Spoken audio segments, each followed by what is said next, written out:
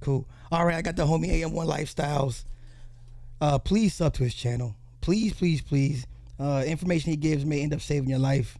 Help you can help may help you course correct some health issues. I just think that black men, we don't have a community of health and wellness, unlike the fitness community, unlike the bodybuilding community.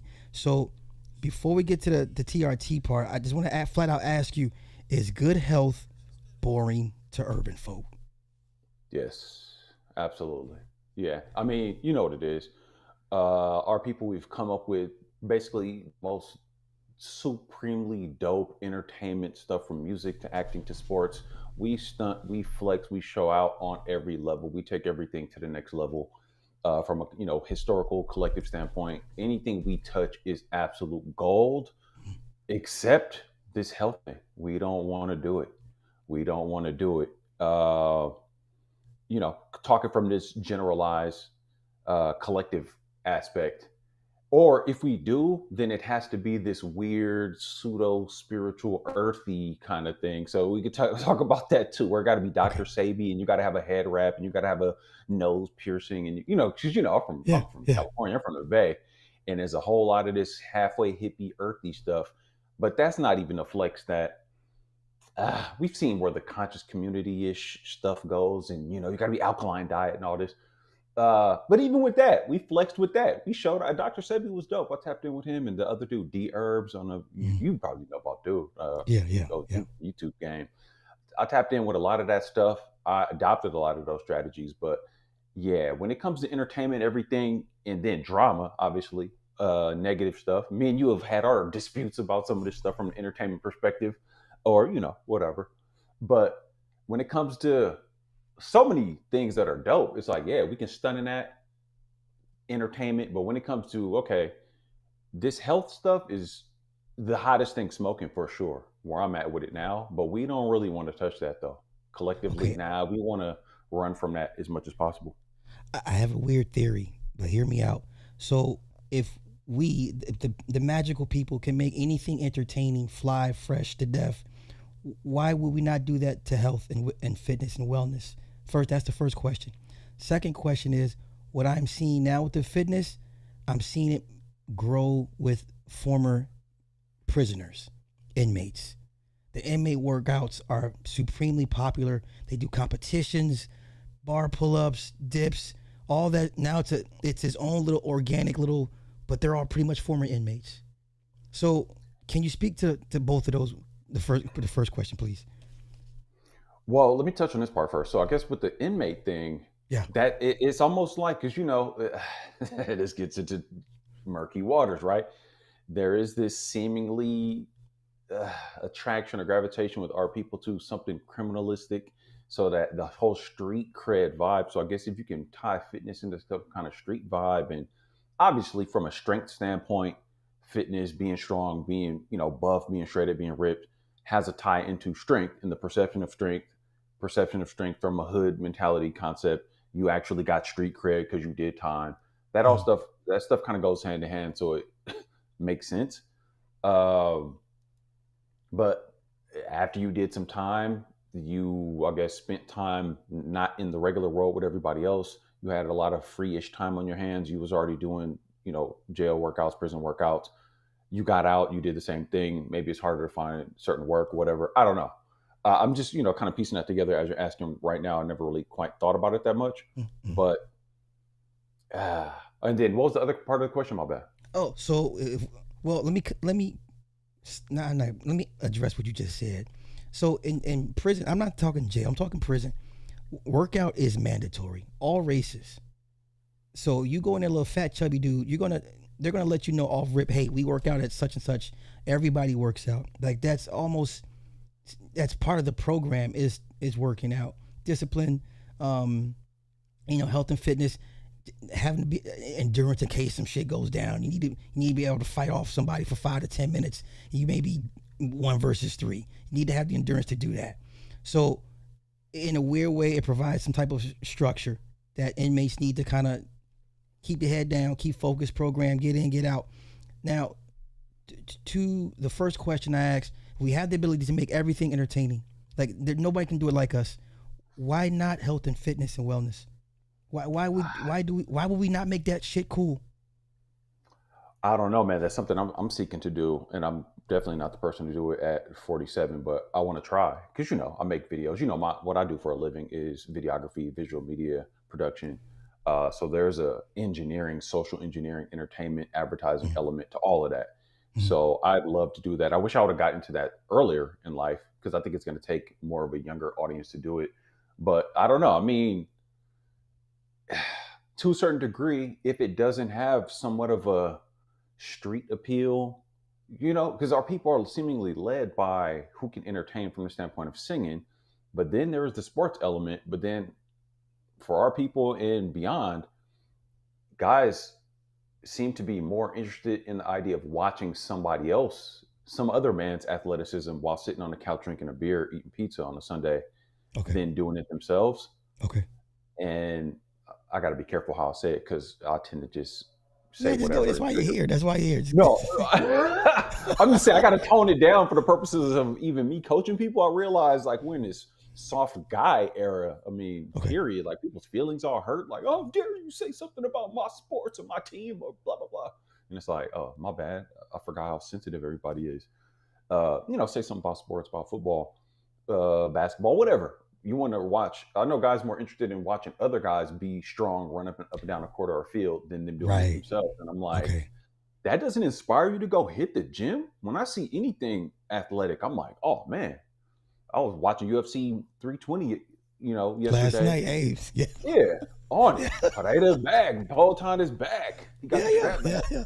And I watched that because I'm like, well, it's athleticism, pure athleticism, and uh, the level of fitness you have to be to even rock with that, even just to train it as, Mm-hmm. you're not really trying to be a true combatant or a true MMA fighter, boxer, whatever, but you Mm-hmm. got to respect it just because to even attempt it, you have to be fit or you'll be approaching some level of fitness just trying it.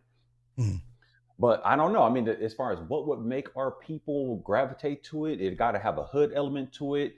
Maybe, and I guess in theory, if you tie it into body game, I've seen that niche jump up more because everything got to be you got to be able to get the women with something. It got to be the women first, cart before the Okay. horse. The women first. Okay. We try to tread lightly on that because the manosphere guys will lose their minds and get triggered over that. But it's like what the women ain't doing. Well, maybe it's because you're fat and sloppy. Maybe that has something to do with it. No, because I'm not getting fit for a bitch or whatever. And it's like what? Mm-hmm. So maybe that's the way to do it. You're asking me why, but I'm automatically going to the solution of how we would solve it. Try to reverse So it's engineer it. basically putting the medicine in the applesauce. Okay. I thought, man, I'm working on a lot of strategies on how do you make the more I build like fitness into my lifestyle and from the context of adding that type of fitness consulting and coaching to my overall business after Okay. doing it from a video business standpoint, I realized, well, the health and fitness aspect, the niche though it may be, especially with black folks, most of my visual media clients are black.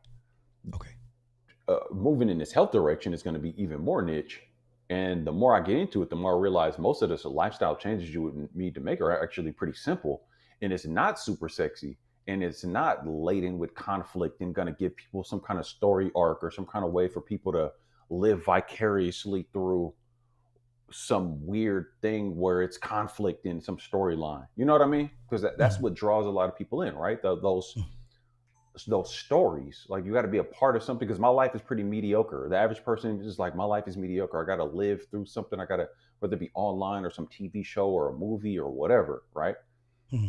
But the ultimate story or journey is get fit, like do it yourself. Go do the hard thing and realize it's not that hard and bake that into your lifestyle. Okay. So let's use the hip hop aspect of that question I asked you. We grew up, LL, we grew up seeing rappers in shape. You can 50. It's not like we've not ever been exposed to it. It's not like it's never been a big deal for aesthetics, whatever, even if it's just to sell product.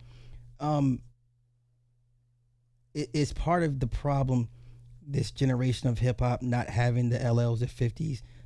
Even Method Man now all of a sudden is on the fitness. I don't want to say the fitness train, but he's taking his health a lot more serious, and you see the results. Is that part of it now that you don't have their version of old heads? Showing us health a pivot per se in use of health and fitness. Okay, see, you just open a whole other can of worms because, man, I mean, that if we're gonna go that route, then we go back into the, we've done this, you know, on stream, you've done it. I'm in the chat barking, the apex of variety in hip hop, golden era, 93, 94 ish, all this variety. But I mean, even let's go to Biggie Smalls. He's fat. We got different guys in shape or physique to a certain level. We had LL. Fast forward to 50 era.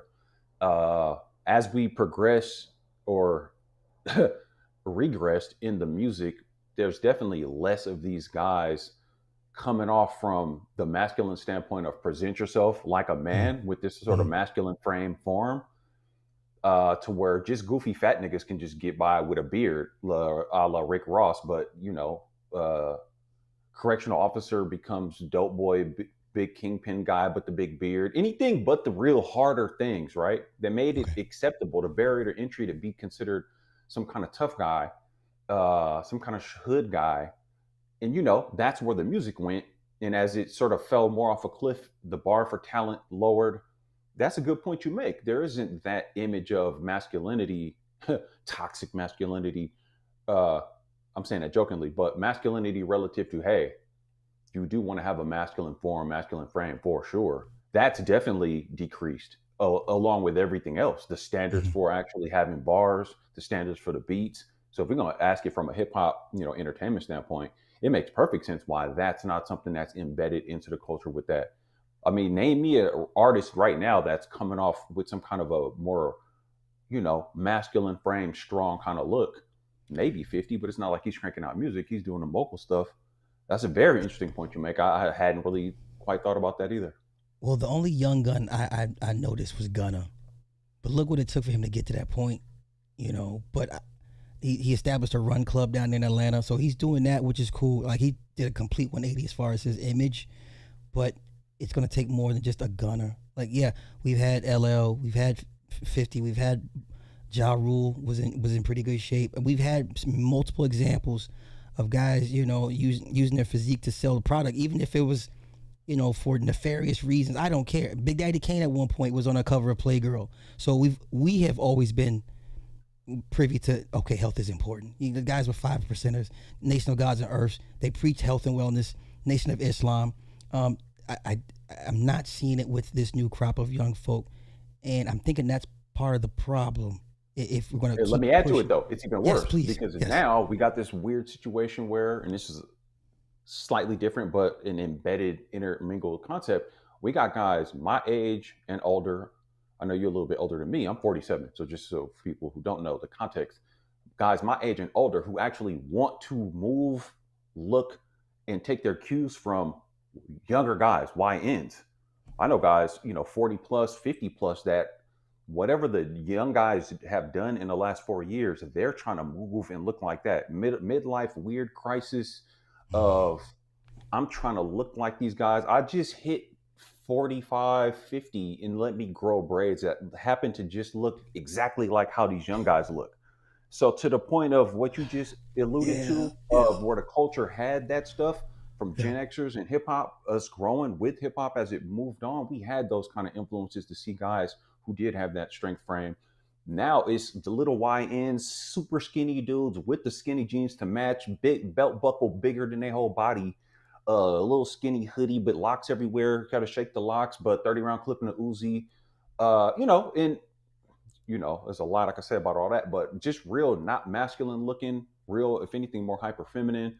And Right. people want to throw out the, well, yeah, they was raised by single mothers and blah, blah, blah. And the truth to that. But then we got guys my age and older than you even, that's kind of reverting back to some kind of thing where we're trying to chase the golden years or this is going to make me cool or whatever.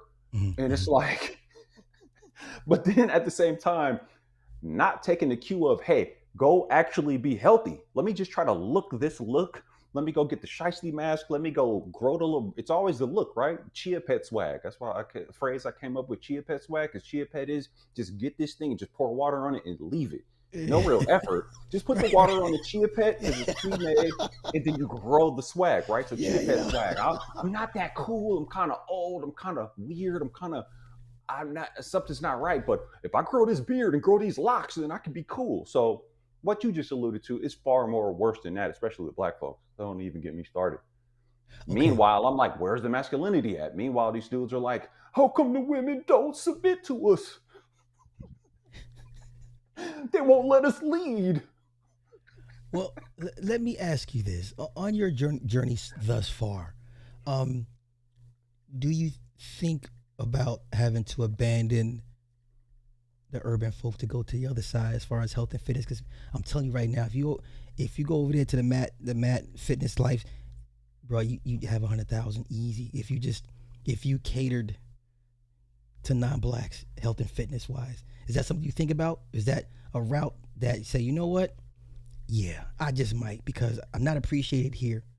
You don't want my services. You don't want my information. You don't want my help. Let me go somewhere else where I'll be, well received. Is that a thought for you? Is it too early to think like that for you? No, no, no. I mean, unfortunately, that's something I've had to think about technically my whole life, right? Being Okay. lighter, beige diverse, but being lighter skinned dude, I'm definitely not the standard black dude. Although I've grown up in all the most hood shit to the most suburb shit, and then later in life, from Silicon Valley to the deepest trenches in, deep East Oakland, whatever, West Oakland. I've seen it all, but I'm Mhm. not the standard archetypal cool guy, black guy, whatever. You're not black enough. I've lived through all of that, and I get it, Okay. and I understand the whole, psychology behind all of that.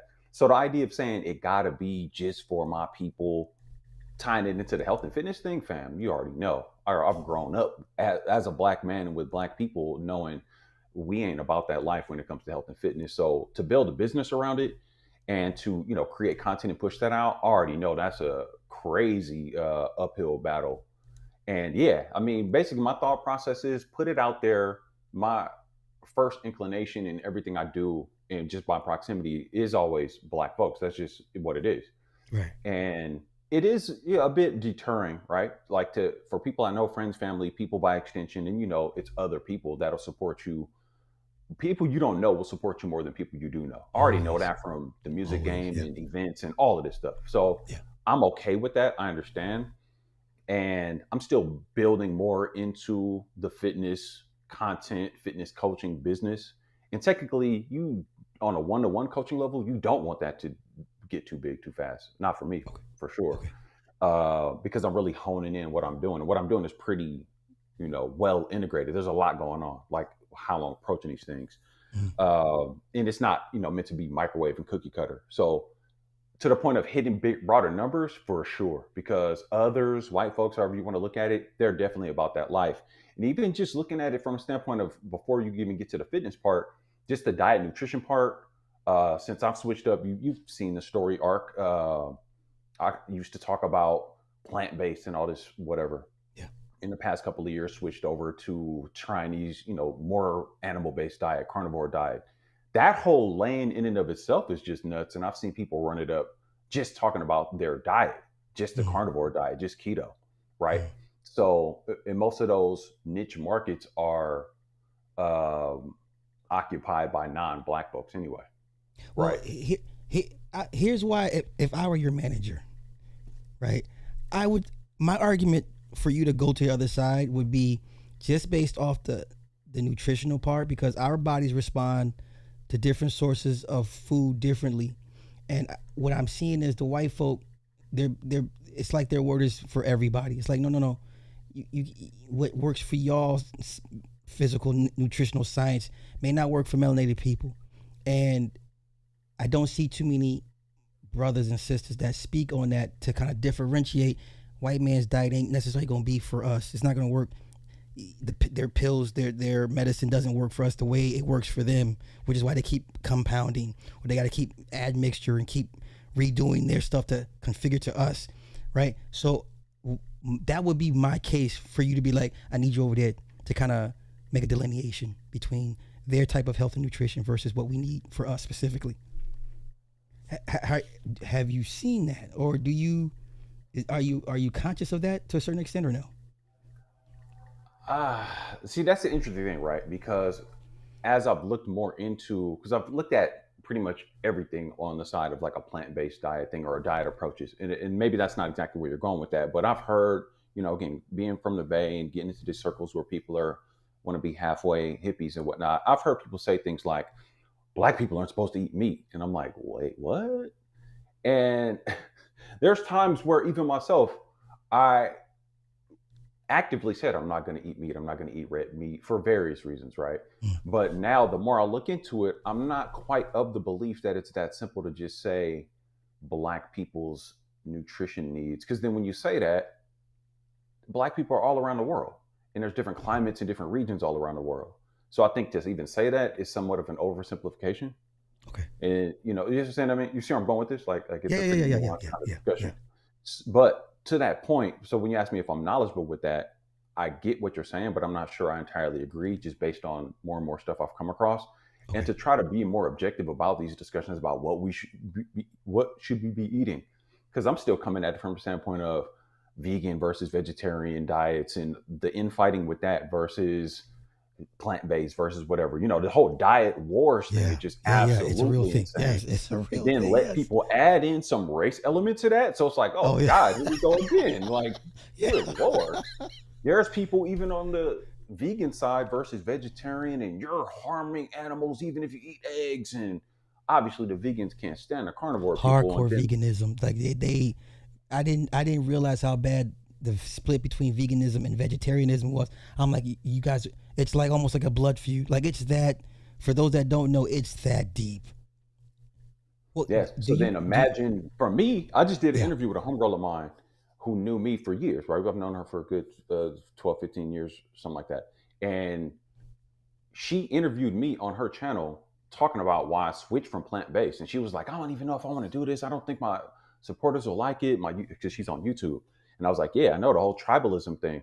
But do we Mm, care about some kind of tribalism thing, or do we care about who's getting good results from whatever they're doing, and mm, how, if somebody hits a wall in their nutrition and how they're feeling overall with their body, do we want to provide them with information that might get them some results, or do we just want to stick to a particular diet clique or crew? mm, Are we just banging just this diet no matter what, regardless of mm.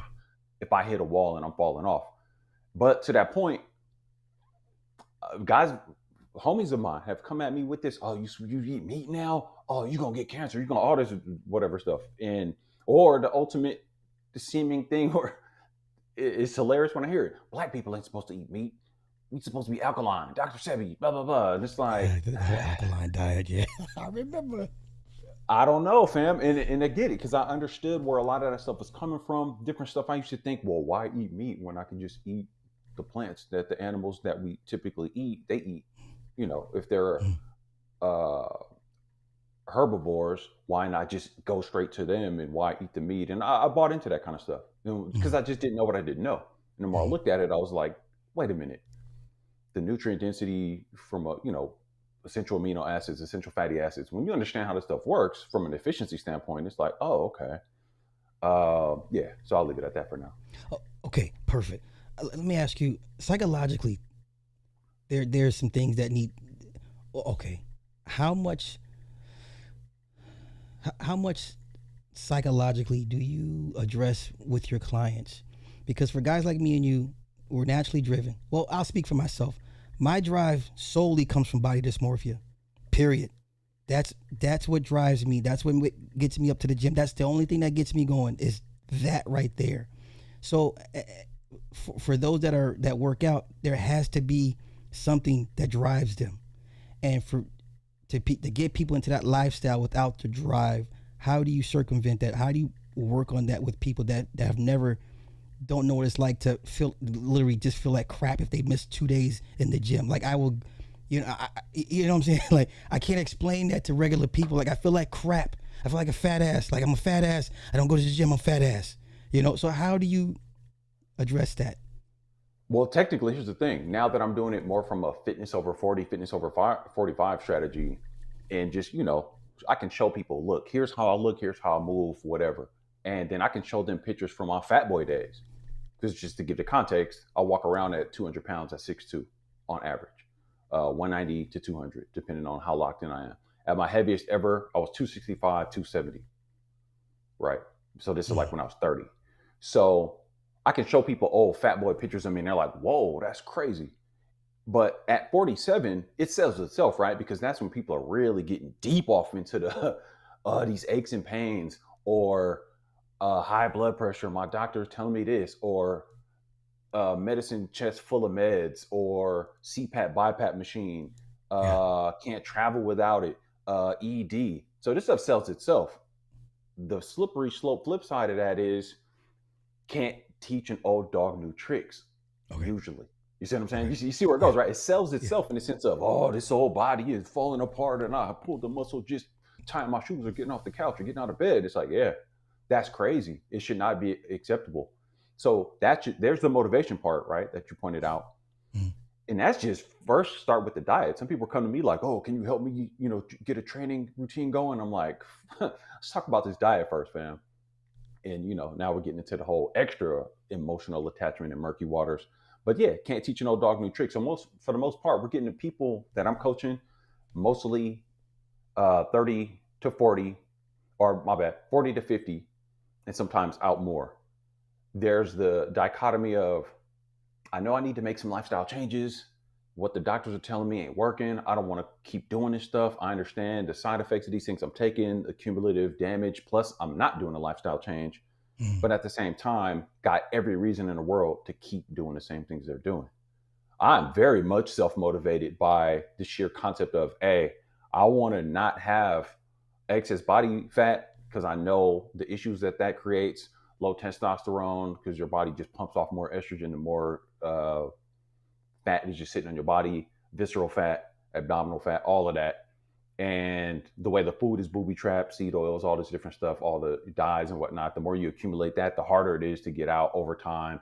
And then you're going to end up, body just not working right. I Mm. mean, just when you start broaching the concept of ED, and we'll touch on that later, pause.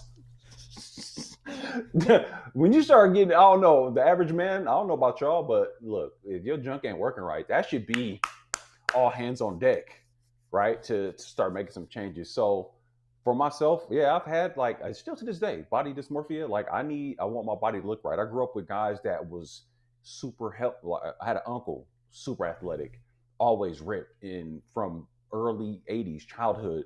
He would always drive that in our minds. You got to hit that iron. You got to hit that iron. You got to be strong. You got to, and we had that as a role model. Myself, my older brother. My older brother was always way more shredded, looking like a boxer his whole life Mm. until he hit a wall and got fat. And then he had to, make some changes to bring that down. But we've always had the genetics to get it in like that. But, the diet for me was just all over the place, out of my teen years and Mm. smoking, drinking, super kicking in my 20s, 30s, then nightlife in my 30s, even more, throwing events and all that, stresses and all that, grow up dealing with more stuff. Mm. From the motivation standpoint now, though, I mean, I know guys that are in their 30s, a decade younger than me, 2 decades younger than me, that look at me and they're like, man, I want to look like you when I'm your age. And I'm like, yeah, you better start now. So what I've always known, what we maybe have all known, Gen Xers, you think about being in your 40s, it becomes acceptable that you're just going to kind of fall off and be fatter, and testosterone levels are going to drop, and just you're going to be on this decline when you get older. I don't know about you. I can't speak for you. Maybe you've heard that, right? Or you've seen that Yeah, I kind of progression. remember decades ago, the conversation was you just have to accept the fall off. This was before, if you're not in the bodybuilding communities, those guys are going to juice till they die, till their hearts explode. But for regular folk, it was just like common knowledge. Yeah, you're going to drop off. You're not going to want to have sex. You're going to be tired and listless. That it was just accepted. That's part of manhood. You just accepted it, and that's it. Now with the advent of science, more technologies, more supplements, whatever the case may be, there's workarounds. You can reverse certain issues with that. But that's just not.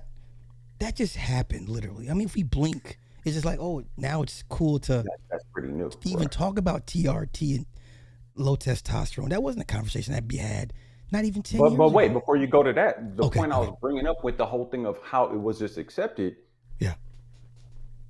And there's still guys around our age, let me just bracket it that way, that have fallen off and accepted. I don't know Yeah. your friend groups, but most guys I know have accepted it.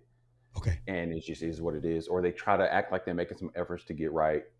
But then when you really walk them down into it or really, peak their level of accountability and willingness to change, then it gets to where wishy-washy. But my point is there's guys 10 years younger than me, 20 years younger than me, who are already hitting that fall off point. You see what I Okay. mean? Like that, Yeah. the Overton window on that accepted fall off point has shifted to way younger in a lot of cases.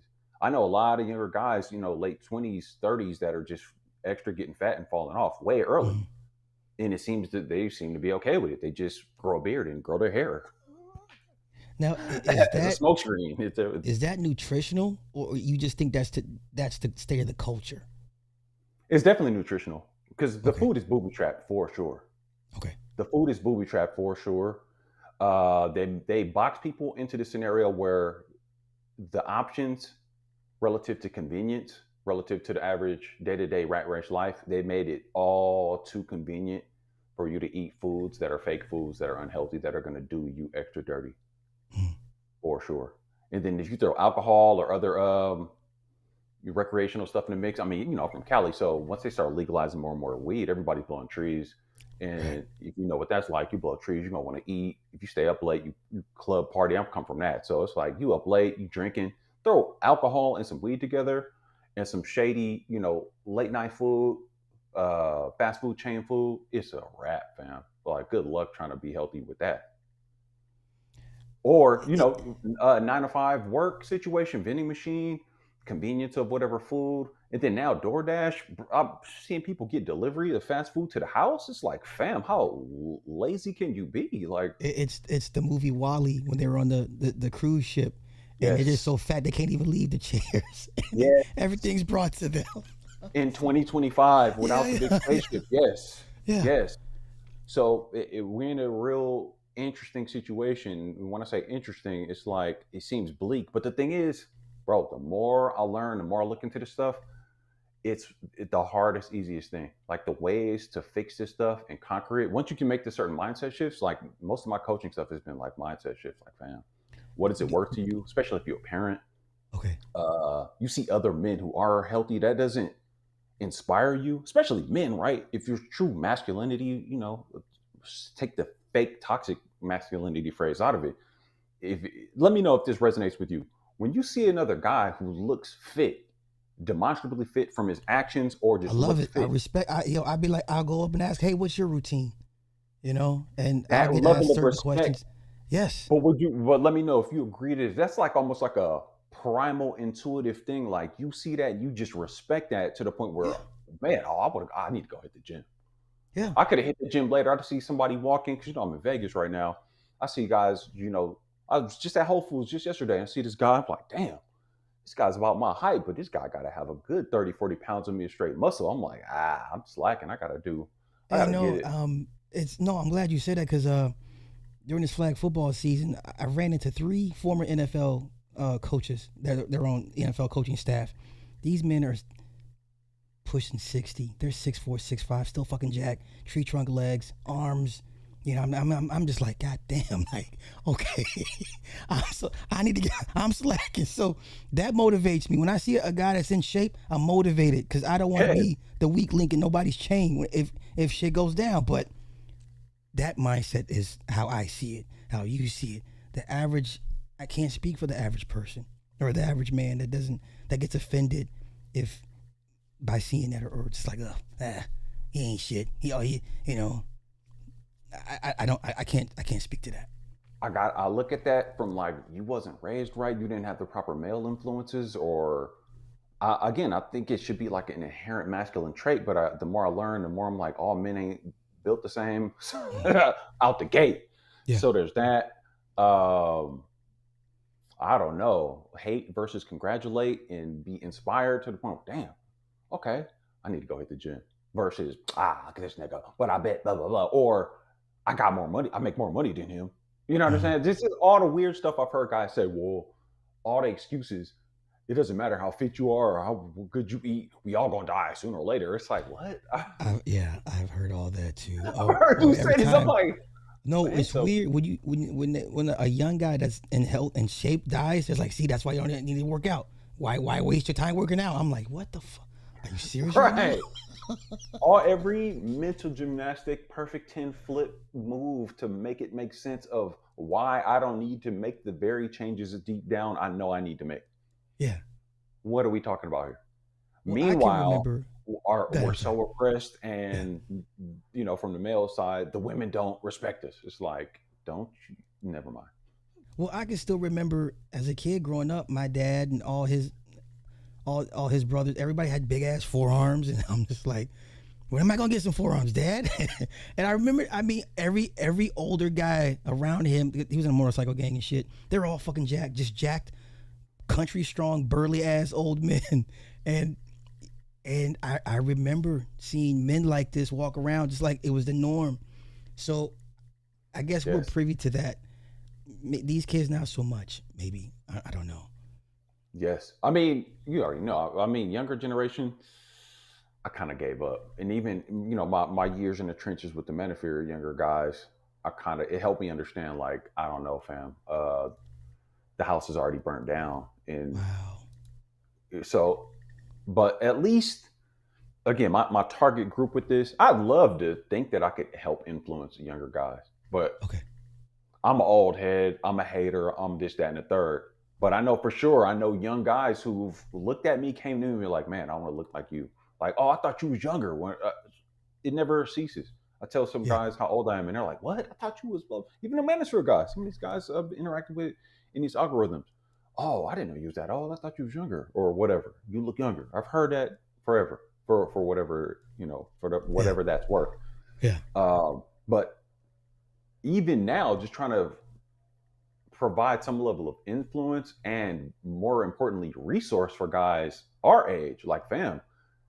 One, you don't want to hit those crazy issues where you got to start getting on a bunch of meds or having machinery just to go to sleep.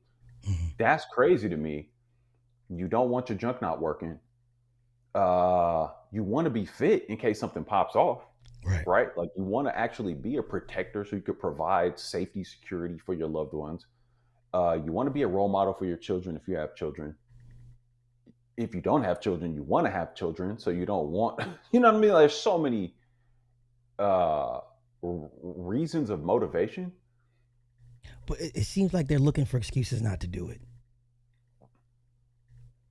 Yeah, more so than anything. Like, bro, the more I've gotten into this coaching thing, the accountability factor, Okay. every possible excuse to not do the thing that everybody knows they need to do. Wow. Well, And ma- and to your point earlier, it's hmm, not sexy, it's boring, blah blah blah. But I think it's super sexy to have a functioning body approaching 50 or in your I 50s. agree. Well, maybe certain terms kind of rub people the wrong way because I notice people respond negatively to the term lifestyle change because they think it's a complete 180, and I'm like, no, it's just little tweaks here and there that you could do.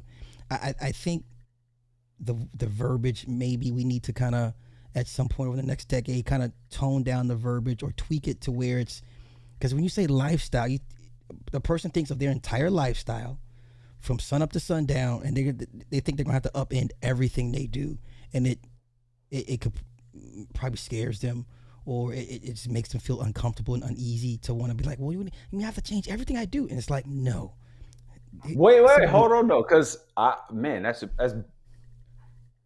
an excellent point you make. Okay, But I didn't even like the phrase lifestyle change. okay, One, just because I thought it sounded cliche. But the okay, more I looked into this stuff, and the more I've made a 180 in a lot of my lifestyle stuff. Because again, I come from hip hop, tearing the clubs down. I'm out every back in my days where I was man, I used to rap. I'm hopping on open mics every night of the week. I'm driving hours back and forth. I'm running mm, around chasing the chicks, mm, up all night, crazy all nighters, blowing trees, drinking, all of that, like 20s, 30s, doing way too much. Then when I got on the business side of it, it was almost worse because now it's like, oh, I figured out how to quarterback this stuff and make money out of it. That's how I pulled the whole video career out of it. okay, But it can be small tweaks for the average person, especially now going in. If you're in your 40s, 50s, it's almost has to be small tweaks when we start nudging it that way. But Yeah. little by little, it becomes clear most of the stuff people are doing that they think is some type of a lifestyle they're living, most of it is things that are working against their health. So, Okay. what kind of a lifestyle is that if most of the stuff you're doing is unhealthy and working against you anyway? Hmm.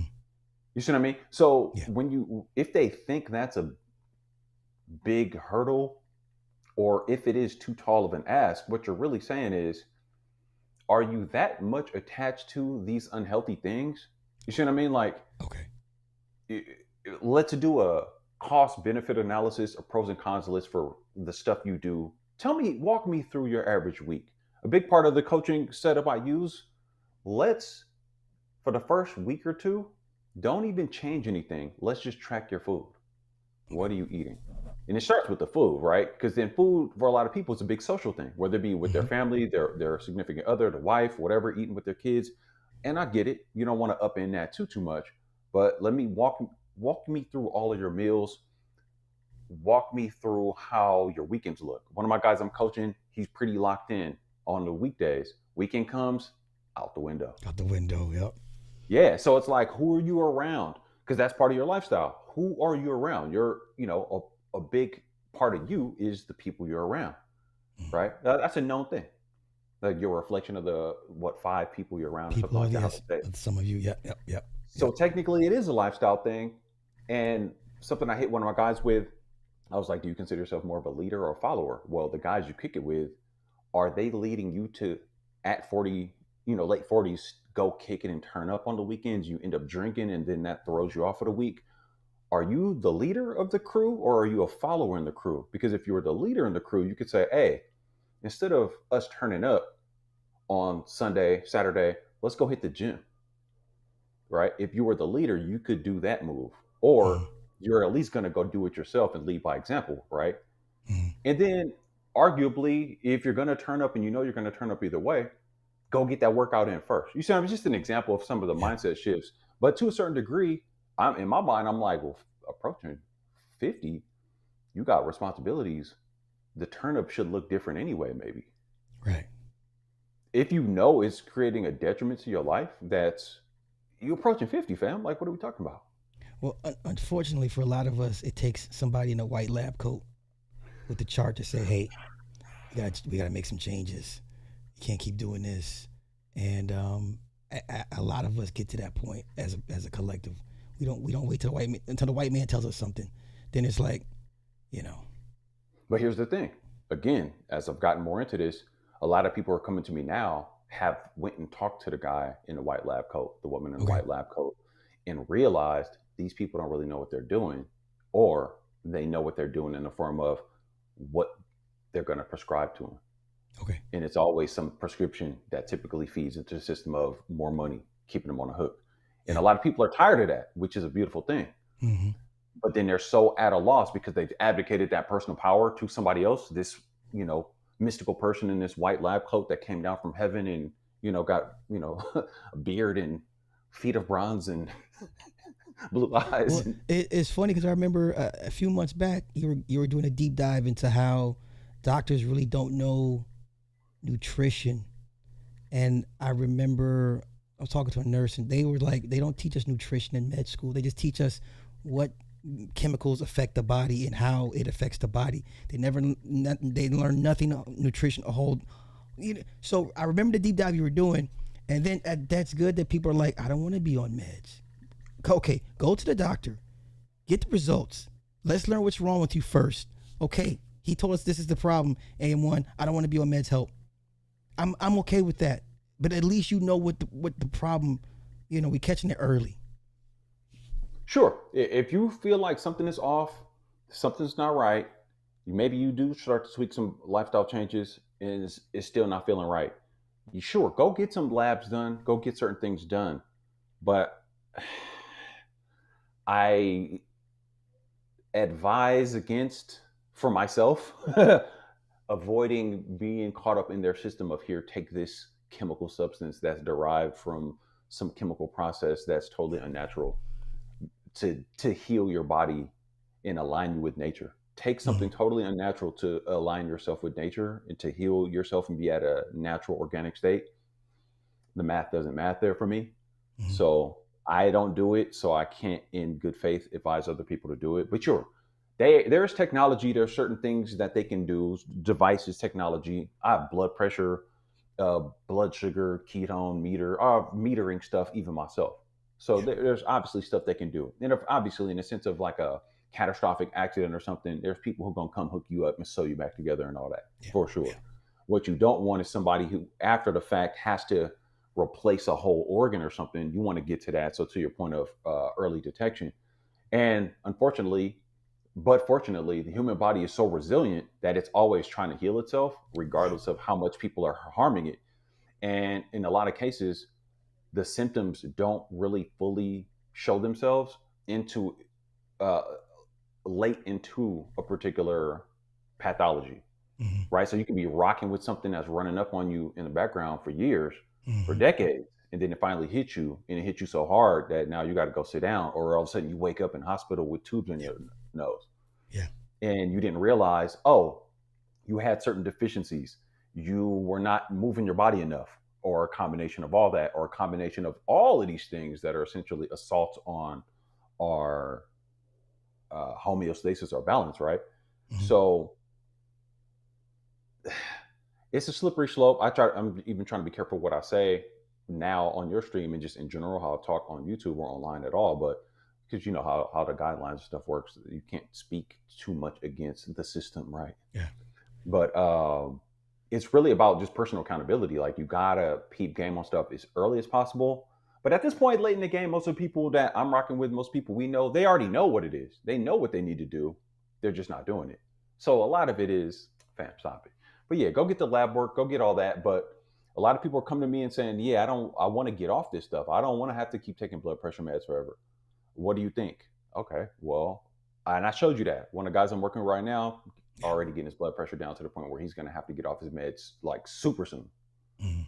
Yeah, CPAP machine, breathing machine. He gonna be off that. I'm gonna get him off all this stuff, and it's dope because talking to him now, he's already losing weight. I got a guy down a good solid 10 pounds.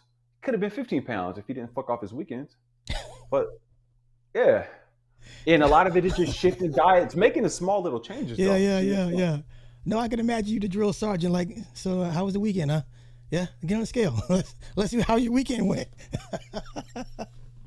And I actually, you know, getting into this stuff, like part of my attitude is stop being a little bitch. That's my general thesis about all this stuff. But I understand once somebody comes to me and says, I'm really trying to get with you, then it's kind of a different thing, right? Because Yeah. I've been in a very bad position from a health standpoint. It's like the idea of if you see a fat person in the gym, you ain't gonna dog them about that. You're gonna Well, big that up. okay. Let me Yeah. stop you there. Does it help to be you used to be the fat kid? Does it help in your relation to people you're a little bit more empathetic than to say I would be? You understand? My empathy goes so far. I've never been the fat kid. I've had friends that were the fat kid, but that's another level of relation that I don't have that you may have. You were out of shape. I've never ever been out of it, but I've never been to the point of that. So my level of empathy only goes so far. I give them respect, say, hey, good job, keep it up. But that's as far that's where it goes. Like, how the fuck did you get this? How'd you get here? That'd be my first thing. Well, how the fuck you let yourself get so bad? So I have limits, but it makes you more relatable to them. Is that a fair assessment? Well, I guess part of the question is relatable to me. No, because most people haven't. They can't unless I show them pictures. They can't contextualize me being bigger Okay. in a relatability standpoint. Because I was more not the fat kid per se, but more fat just in early adulthood, like Okay. approaching 30. Like I actually Okay. got fatter from 25 to 30 just based on being less active and just eating shitty, if that Okay. makes sense. Yeah. So Yeah. to the first part of the question, though, it's both ways. When I see people who are fat and unhealthy, my first default position is, damn, that's crazy. That's too bad. And Hmm. or depending on how petty I am, I'm like, ugh, nigga, what the fuck? Uh, when it comes to black men, because I'm hard on black men, because I want black men to be strong and better, right? Yeah. So my first default is, you gotta get that together. You come from the original man genetics. Get your shit together. You squandering the power of the melanin, right? So, but as soon as I hear somebody more geared towards trying to get right and taking action to get right, then immediately I'm like, bet, big respect, stay on that, right?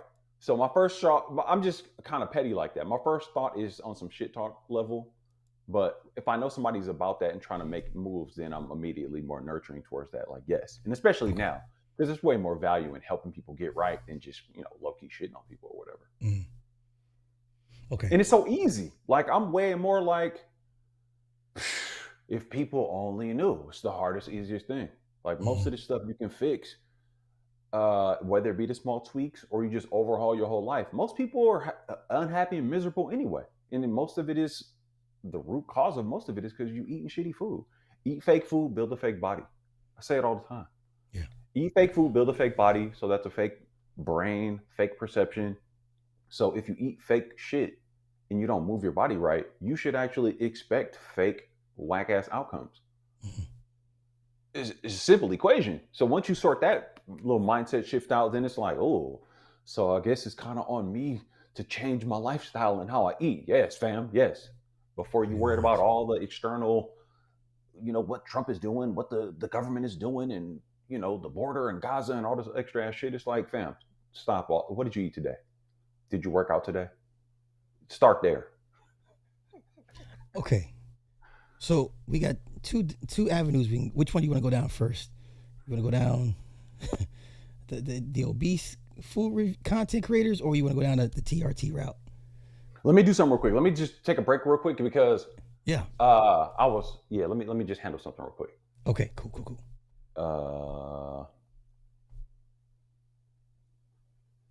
I'll just pull you back. Yeah. Just drop me back for a second. Yeah, gotcha. Okay. As he's taking a break to go handle some business, I am here. Real quick, let me get to I think I got some super chats coming in. Tony Snow, thank you for the 5 on the chat, or the 2 on the chat. Appreciate the health topics, bro. Hey, man. Hey, listen. I am here to do my part. Aztec, thank you for the 5 on the Cash App, brother. I appreciate it. Thank you so much. Okay. So yeah, we got the 2 heavy topics coming up. Homeboy with the PP pump. Because I wanted to get AM1's thoughts on the PP pump. Because that should not be an option for black men. I'm sorry. That should never ever be an option for black men. And then we're gonna talk about low test, TRT, running cycles, all that good stuff. So yeah, give them a couple minutes to come back, and we're gonna get into it. What is going on with the Cash App? I wanted to see the message. Oh, what's today? Today, happy Sunday, everybody. Hopefully everybody is having an awesome day. Is having an awesome day. I know I am.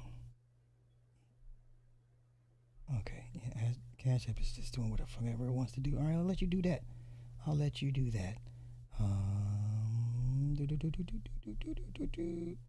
And yes, please, if you have, testimonies, please share in the chat. And also, if you want to get in contact with AM1, I pinned his channel to the top of the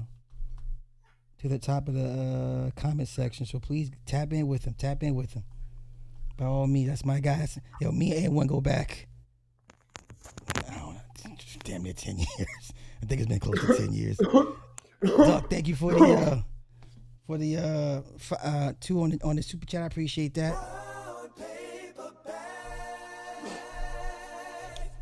Yeah, and yes, please, if you don't mind, hit the like button. Be greatly appreciated. Let me know when you're ready, bro. Yeah, I'm back. Okay, cool. Boom. Okay. Let's run through this real quick. Oh, you muted. Still muted. Oh wait. Okay, say something. That was me. My bad. Okay, gotcha. All right. Yeah, I'm tripping with this wild booty hand setup. All these damn buttons and shit. Yeah, we gotta go this route because I think we cooking. You good on time? Yeah, man, I'm on your schedule. No, I appreciate you. You know, I know it is. I'm just trying to be respectful of the man's No, house.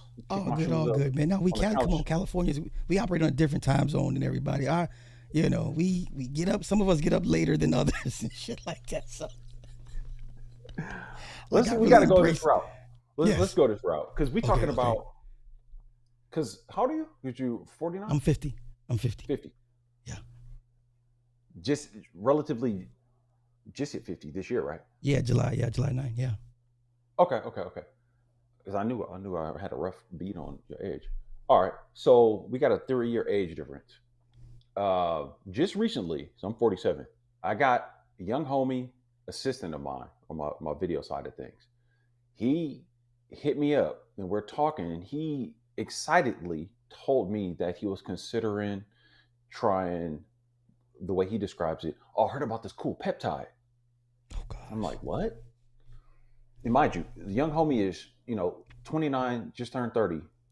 I came across this cool uh, peptide. This guy at my gym told me that he took this peptide and he lost 6 pounds or something like that. And he said something like 6 pounds in a month or something like that. And I'm like, you could easily do that without peptides. Was my first thought. Mm-hmm. So he says, retatrutide. Retatrutide. These are names they come up with. Retatrutide. Have you heard of that? Um, Retatrutide. the peptides I'm Retatru. familiar with are like B159, B167. Those are the most popular ones. They use those on a stack when they're stacking Anavar, Winstrol. It helps the recovery phase. But go ahead. Go ahead. So retatrutide is actually associated with of course, you know this, GLP-1. Okay. So it's So, got semaglutide in it. Yeah. semaglutide, Yeah. Ozempic, tirzepatide, Yeah. these kind of peptides that essentially are mimicking natural peptides in your body, right? Right. Yep. Synthetic versions of these where they, basically mimic what naturally is generated in your body to latch onto the receptors and create these effects that your body naturally does. They're just doing it from an exogenous source. Right. And in a interesting, arguably over amplified, unnatural kind of way. Because if you look into the GLP-1 craze, they started using that for diabetes, right? Type 2 Yep. diabetes to help Yeah. with that. And then realize, oh, it's helping people lose weight. Well, it's helping people lose weight because essentially it's jamming up people's peristalsis, their gut emptying, stomach Mm-hmm. emptying, their digestion, and just making you not want to eat by way of essentially just making you feel jammed up. Like you can't move anything, you can't take a Yep. shit, you feel nauseous, you don't eat, but it's just wonder drug. And then now, fast forward a little bit, more and more of the side effects are coming about because they got people taking things that don't have long term safety studies. So then that's kind of that lab rat thing. But people are so interested in the shortcuts to lose weight, to get to the goals they want to hit. People are willing to just be lab rats to a certain degree, to take these things where there's no long term safety study, right? So I bring up the GLP-1 because that's more popular right now, or Mm-hmm. hopefully it's considered as infamous, but more and more people are trying to embrace it. People are running up content off GLP-1 creators and influencers, and it's like, Yeah. whoa, these companies are making billions of dollars off this stuff because it's priced pretty wild, but they're paying people to be influencers about this stuff. So I only bring that up because this retatrutide is actually the GLP-1 receptor agonist, right? Mm-hmm. And it's two other things all stacked together. So it's like its own stack. Wow. And my That's homie insane. who just hit 30 comes to me telling me he's going to try that. He's like, yeah, I did a bunch of research and yeah, I think I'm going to try it. And I was like, man, in that same week, another homie of mine comes to me and tells me that he just went on TRT. Now, this guy is 50. So I got some different age groups of guys ready to go take these pharmaceutical, processed, unnatural substances into their bodies to try to do something that they ultimately could be doing themselves. They want to, obviously, my older guy, is saying he needs to boost his testosterone. He feels less drive. He feels less uh, with his just general recovery, not even his Yeah. workout game because he's Yeah. not really working out. My younger guy is actually hitting the gym, but still is feeling like he's not hitting the numbers he wants, not feeling how he wants. But, you know, 30 years old, intentionally seeking out some kind of pharmaceutical drug. Like my whole adult life, I've tried to avoid taking anything, allergy medicine even, let alone going to get something that's like some new developed kind of stacked. And he didn't know because we talked about it later. He said he wasn't going to take it. I kind of coached him and walked him off the cliff of that. And I was like, fam, if you're trying to lose more body fat, just up your steps more, up your cardio more, put a weighted vest on, and you're already training, you're 30. Like, what are we talking about here? So the prevalence of younger and younger guys getting on these things, whether it be peptides or just outright anabolic cycles, right? Oh, it's way worse. I got kids in high school right now already knowing what cycles they're going to take when they hit 18. They're going into the military. They're gonna try for special forces. I mean, I got 16-year-olds right now already well versed in HGH. I mean, they can sit there and have a full blown conversation about selective androgen receptor modulators. Like these kids are on it, and they're already doing it in high school. So we're past the point of no return at this point. They're not even letting their bodies finish growing. One of the most popular young bodybuilders out here, Sam Sulek. This kid's 23 years old, and he's already got his IFBB Pro card, but he's not. He didn't even let his body finish growing. So these kids are like, well, fuck yeah, me too. And all I can do is say, okay, here's what not to do. What I tell them, hey, wait a couple years. No, coach, I gotta get ready. I can't talk him out of it. I can't. See, you work with the youth more than me. I used to work with younger folks a little bit more when I was doing more music event stuff. You're way more in the thick of it. Like I was talking earlier, I don't know, man. This is up and coming generations. I don't know, man. That's the best I can say. I mean, it looks bleak, but I want to place part of the blame on like AAU farm systems across all sports. Super competitive. They just built a soccer facility down in SoCal for 12, 13, 15-year-olds to go live there to play nothing but soccer.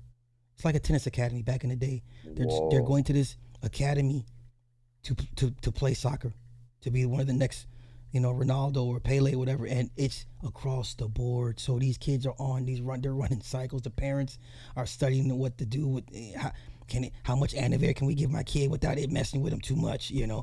It's Pandora's box, man. It's wide open. It's wide open. Yeah, see, I've tracked this, especially since the whole CV thing, 2020. Then retroactively looking back at some of the pharmaceutical companies, these big manufacturers, and came to the finding that a lot of their numbers were falling off. A lot of the drug patents were going to run out. They needed new sources of income, and I kind of slept on it a little bit. But I mean, within the whole, because technically, I don't see just bodybuilding with PEDs.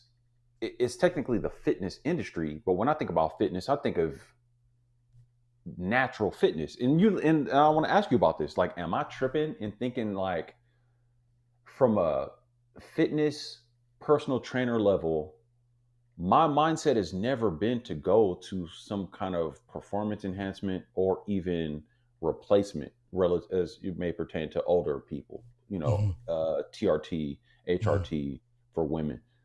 It's just never been a thought in my mind as something that I would accept, let alone advise for other people. Is that me being, I don't know, too good or on some like bougie level? Or what do you think about It's that? not even bougie. It's not even bougie. You're a good guy, but I would not be surprised in the next couple of years, the more your clients grow, someone's going to ask you, okay, coach, I'm ready for the next level. And you're going to be like, what do you mean? Well, I'm ready to run a cycle.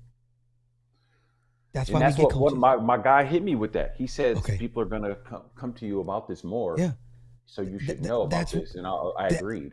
That's the whole purpose for having a coach now. It's not even so much how much can we lift. We're to the point where help me manage my body and the amount of gear I'm about to run. That's what the new work phase for the coach is. Pretty much that, honestly. You are going to be a dinosaur real soon, if not already.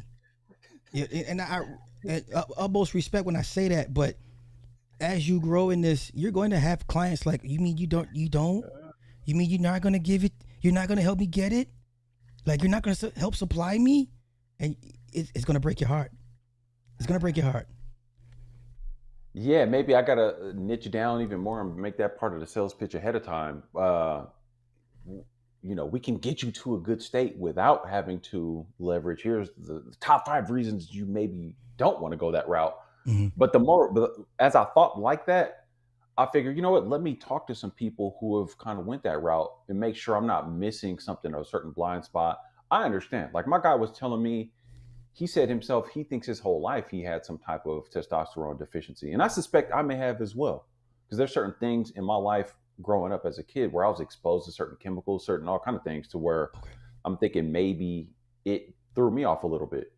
Hmm. Uh, and then just knowing how bad the food is, endocrine disruptors, and just stuff in your house, the paint, Yeah. the off gassing chemicals from a couch or whatever. You just bought something from somewhere and that's off gassing this, the Teflon coating on the pans and whatnot. You Yeah. know what I mean? All Yeah. this stuff is messing with people's hormones, messing with forever chemicals, all this kind of stuff, goitrogenic, just everything. The food is seed oils, all this stuff, right? And when you go down that rabbit hole, it almost seems overwhelming and maybe even insurmountable. It'll make you But paranoid. It'll make you paranoid if you feed too much into it. It's like I can't eat nothing. well, that's the thing. And I get that, but I'm the type of guy that's like, okay, well, solutions. I see how bad it is. Let me look behind the curtain to see exactly how dark it is, Hmm. so I can still try to find some light in it and come up Hmm. with a solution. And I've done a lot of that. And I think it's actually easier to sort out a lot of this stuff than, versus it seeming overwhelming and insurmountable. Like I can see how somebody be like, oh my God, well, what do I do? Yeah. I'm already to the point of like, oh, well, I kind of low key know what to do.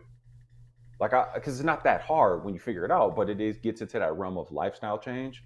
But to the point of where we were kind of discussing this, what about, we can kind of bracket this in a sense of younger guys ready to just go that route because it's more, I don't know, culturally acceptable, or they're being pushed to it for performance goals from their sport of choice or their friend groups, peer groups, or whatever. So there's the younger guys being Hmm. more exposed to it and being more acceptable. Then there's the older guys who are kind of like ready to go down that route. And this specifically this point, older guys. Let me do this. What do you think about older guys? Let's say 45, 55, and beyond, who are looking to go the route of TRT, but without addressing the lifestyle change component first. What do you think about that? Okay. Let me preface what I said about you being a dinosaur.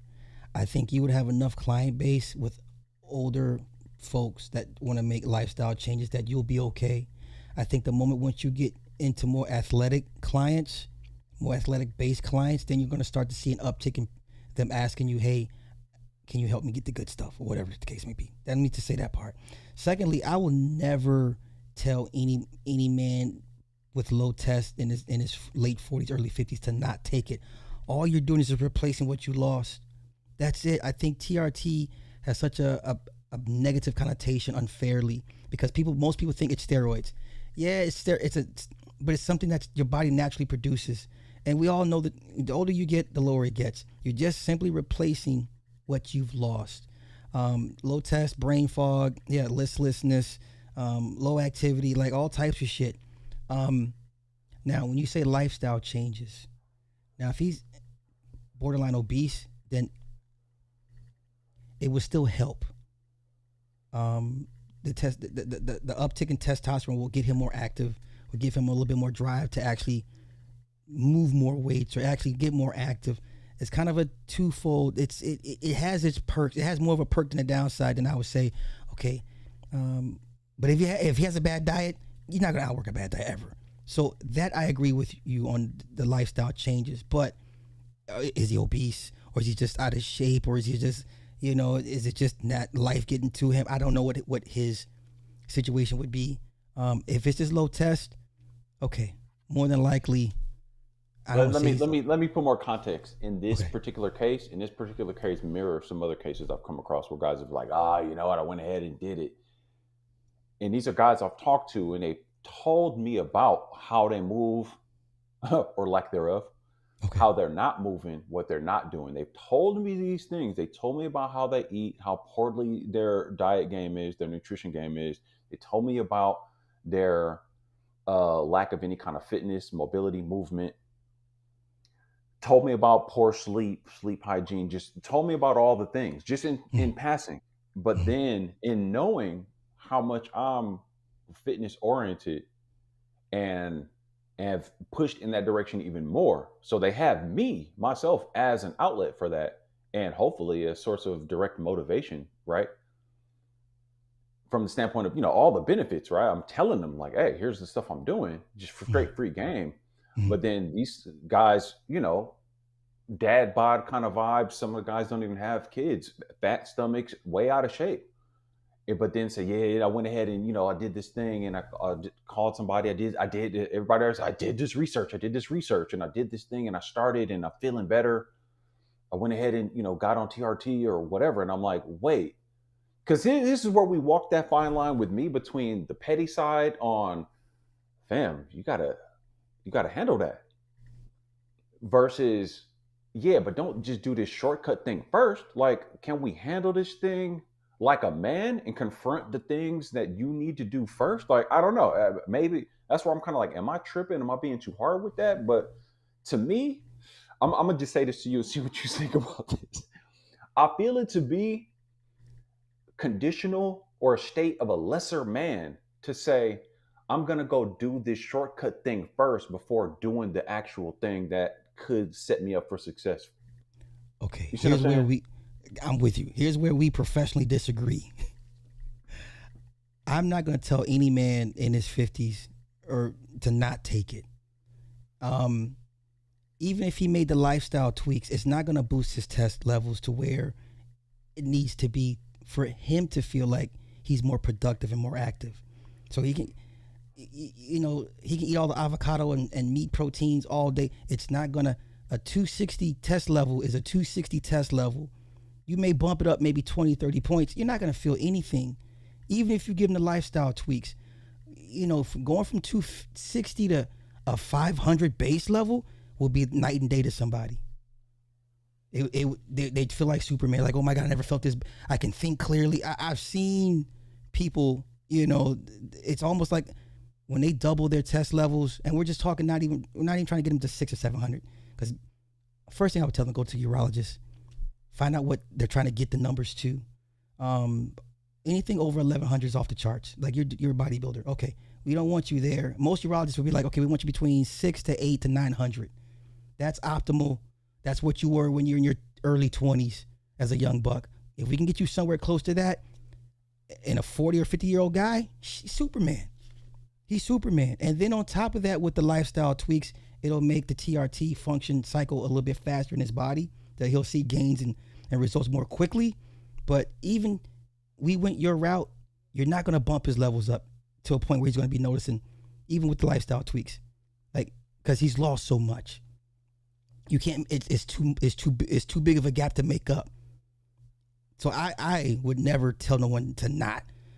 I would ask what's your test level. If it's under 300, oh my God, because there's studies. The military men that come out, they have test levels of 85-year-old men, 75-year-old men, and these guys are the peak of fitness, and they're like, oh, how did you do it? And they have so many years of adrenaline dumps, going on deployment, coming back, going on the deployment, seeing all this action, and come back to just less. It just wreaks havoc on the endocrine system and all this adrenaline dumps. So they end up, by the time they get out, they're still in their 40s, and they got 300 level test levels. And these guys are super jacked, but even then, so I'm not going to tell a man to not. I would implore them to do it. Go to a urologist and see where your free testosterone levels are at. At least you're in tune with your body enough to know, okay, something's off. I don't have it. I don't feel it today. I haven't felt it in a long time. And we're not even talking about the sex part of it. Just having the drive to get up and go is waning. That's interesting, man. I don't know. I got to think about it more, and that's what sort of prompted me to ask you about this. And there's some other guys I want to ask about this who had, because I don't know. Have you ever done TRT? I've done everything. Okay. I've done everything. That's an interesting point, and I can say again, I'm kind of filtering it through like from a coaching standpoint, right? I make it a point to never advise somebody something I wouldn't do unless it's Okay. just absolutely inappropriate for me, right? But for the most part, and especially, I have this aversion against going towards medical, pharmaceutical, in anything like that. You know what I mean? So, and then the idea of, well, what happens if, like my guy, he says, oh, I'm going on TRT. And I said, okay, so tell me about how you plan to already be into like a fitness program to help even boost that even more. He didn't even have none of that ready.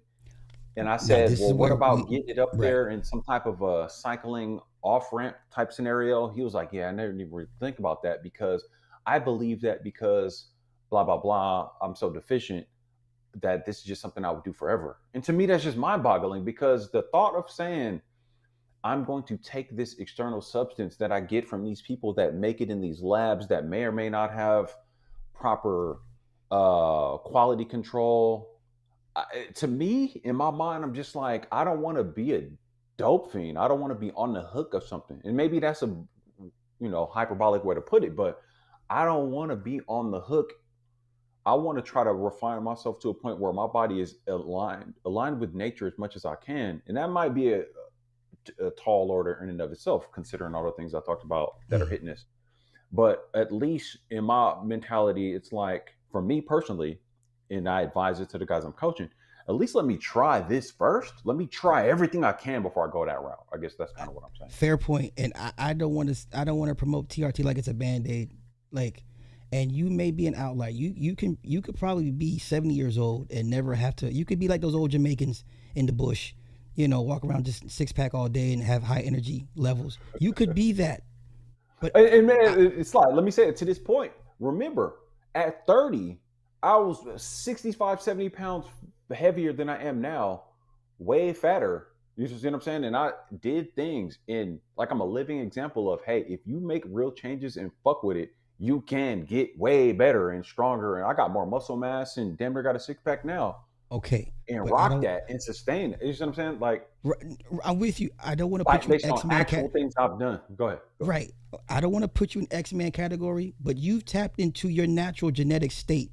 So had you had this mindset in your 30s, you'd have been like this. You would have been super jacked like this all the time. So you, what you've accomplished is wonderful. You've found your natural, what your body was supposed to be, look and feel like. For most men, that may never be the reality, and most men just want to be able to be functional on a level where they don't like, what am I, you know what I'm saying? Like, that's one of those. I don't know, man. I'm I can't put it into words, but you just I'm gonna have to consider you an outlier because most men I are not don't gonna. like to believe that though. I don't. Given the current state of medicine and health and educational right now, sir, you're an outlier I would because say most maybe men. from a knowledge based standpoint, and only because the way my lifestyle is set up, Yeah. I make my own schedule and I got time to go nerd out on a lot of shit and then put it in Okay. practice. And I don't Here, have here kids, I have less responsibility, right? well, I here's what acknowledge that.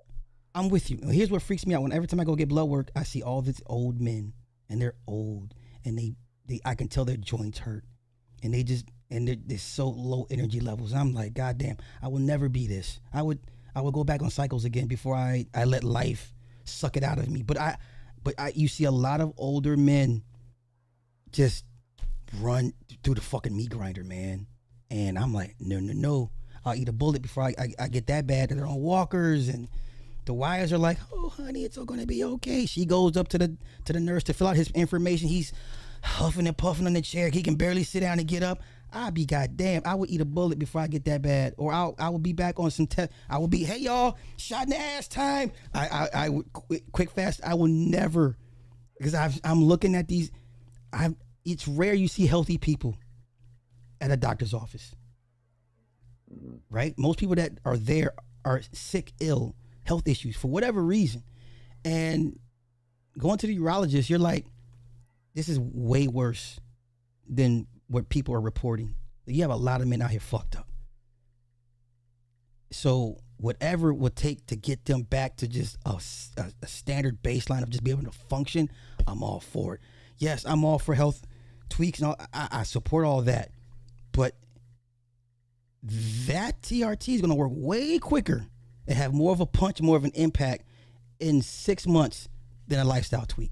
For sure. Well, let me ask you this though. So with that, all that said, and I'm not arguing against it, right? Because ultimately, I can't speak against something I haven't done to a certain degree, and you're more knowledgeable with it, so I'll take that. But then, what about the thought process of just saying, even if you did do it, because I know I'm going to be confronted with this more. Am I right in thinking that if you did go that route, do you want to go on it and come off it? Do you want to leverage that? And if so, is it as simple to come off it? Will your numbers tank again? Can you pair that with lifestyle changes and get? Oh no, you're on. Hey, listen, you're on it for life. Like because yeah, you're on it for life. You have to be. Yeah, the moment you stop after a couple of months, you'll cycle off and your numbers will go back in the toilet, and you'll get back to feeling listless. I mean, there's nothing that could put into you permanently to make it stay at a baseline level. That's with anything, you know. So that's the downside. It can't work as a it. Jump start to like. Right. No, that's it. Once you got to keep going every week or every 2 weeks, depending on how much CC they're giving you. Some people go twice a month, which means they're probably getting between 300 to 400 every 2 weeks. Some people go every week. That means they're getting 100 or 150 CCs. But you're on it for life, man. And I for some that's worth it. Like, okay, at least I know this can work. This can fix. Yeah, because the moment you get off that shit, after a month, after it runs through your system, you're back to, you're back to being in the fog. Wow. Okay. So, but then I've heard about guys, and I guess this is more on like the, athletic workout bodybuilder fitness levels, guys cycling on, cycling off. And I understand there's certain levels of why you got to do that. But I've heard about guys, and even looked at a bunch of YouTube channels. I was going to do some reaction videos to it. Guys talking about who did TRT, totally came off that, and who ran anabolics paired with that at some point and came off both of them. Yeah. And they're talking about strategies on how they're trying to manage that. What do you think about that? Like, they'll be both back of on those, it. because I kind of partitioned just TRT from the PED anabolics. Yeah. So I know guys that were stacking the TRT with, let's say Winstrol and Anavar. So once you get back to baseline with TRT, then you can add the fun stuff on top and then really push your body and old man strength, do all that crazy old man shit. But once you're off of it, you're going to go back to whatever, like it's not the magic pill. It's the closest thing to a magic pill that older men will have, anything close to it. But okay, so from your perspective, and maybe we could do this on a later video, but like kind of react to it, because I'd love to get their thoughts on this more. Because let me ask you this too. Let me jump to this other question, because as we're just talking, I almost don't even want to ask this because I haven't even processed the question entirely.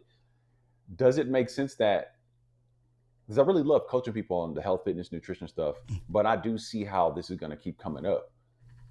Well, I guess you kind of helped me answer my question, because what I was going to say is, does it make me more knowledgeable to be able to coach people if inevitably I do need to coach people who are already on TRT or want to go on it? Should I know what it's like? Definitely. Can I knowledgeably coach people on it if I've never done it? See, and in my mind right now, I don't want to do it, especially when you told me you kind of got to stay on it. Because you see my little predicament, and I haven't even fleshed out the question entirely, but I'm just like, it put me in an interesting sort of paradox right there. Okay. Man, that's a catch-22. Unless they're hardcore, like, oh, what do you mean you've never done? You may lose people the moment you say, well, I've never done it, so but I can still help you. And most people will be like, no, I want somebody that knows what I'm about to go through and with my body. That way I can relate better to that person.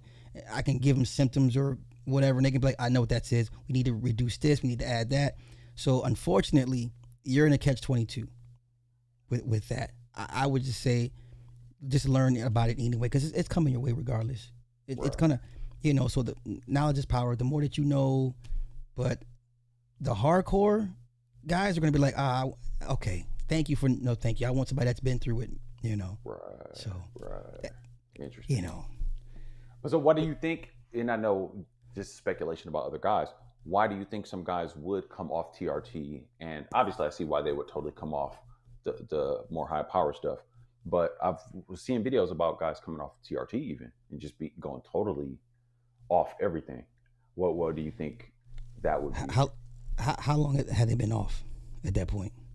I saw a video. I got it in my saved thing, so I was gonna do reactions. I think a guy said he was off for one of the guys. I think he said 3 months. One of the guys 6 months, and then even trying to think at the time marker of when that video was even released. So I don't Yeah, know. So I'm kind of at a loss to ask you that question, but I'm asking it more in a generalized kind of way. What do you think a motivation would be? Because why would a guy, especially I could see a guy who was using more high powered stuff, go on TRT because they're really trying to level back up again. That's, yeah, for guys who are doing bodybuilding stuff, that's kind of, yeah. you almost gotta do that, right? Right. After you kind of torch your system to the point where it naturally ain't going to generate the same. My understanding is if you were on any kind of PEDs for an extended period of time, it's going to be very hard for you to get back functional. Whoa. The I guess the only way I would see him coming off is if he wants to see if he can maintain it by himself. And when he gets them lab works the next time, it's gonna tell him you got to go back on it. Like you're not gonna circumvent this shit. You're not gonna Damn. circumvent putting lost, chemicals back into the body. You can't. There's no surgery that can implant something into you and just keep it going. We're not even there yet. Or at least if we are, we're not gonna get access to that shit. So you got to go back, every 2 weeks to get the shot in your ass.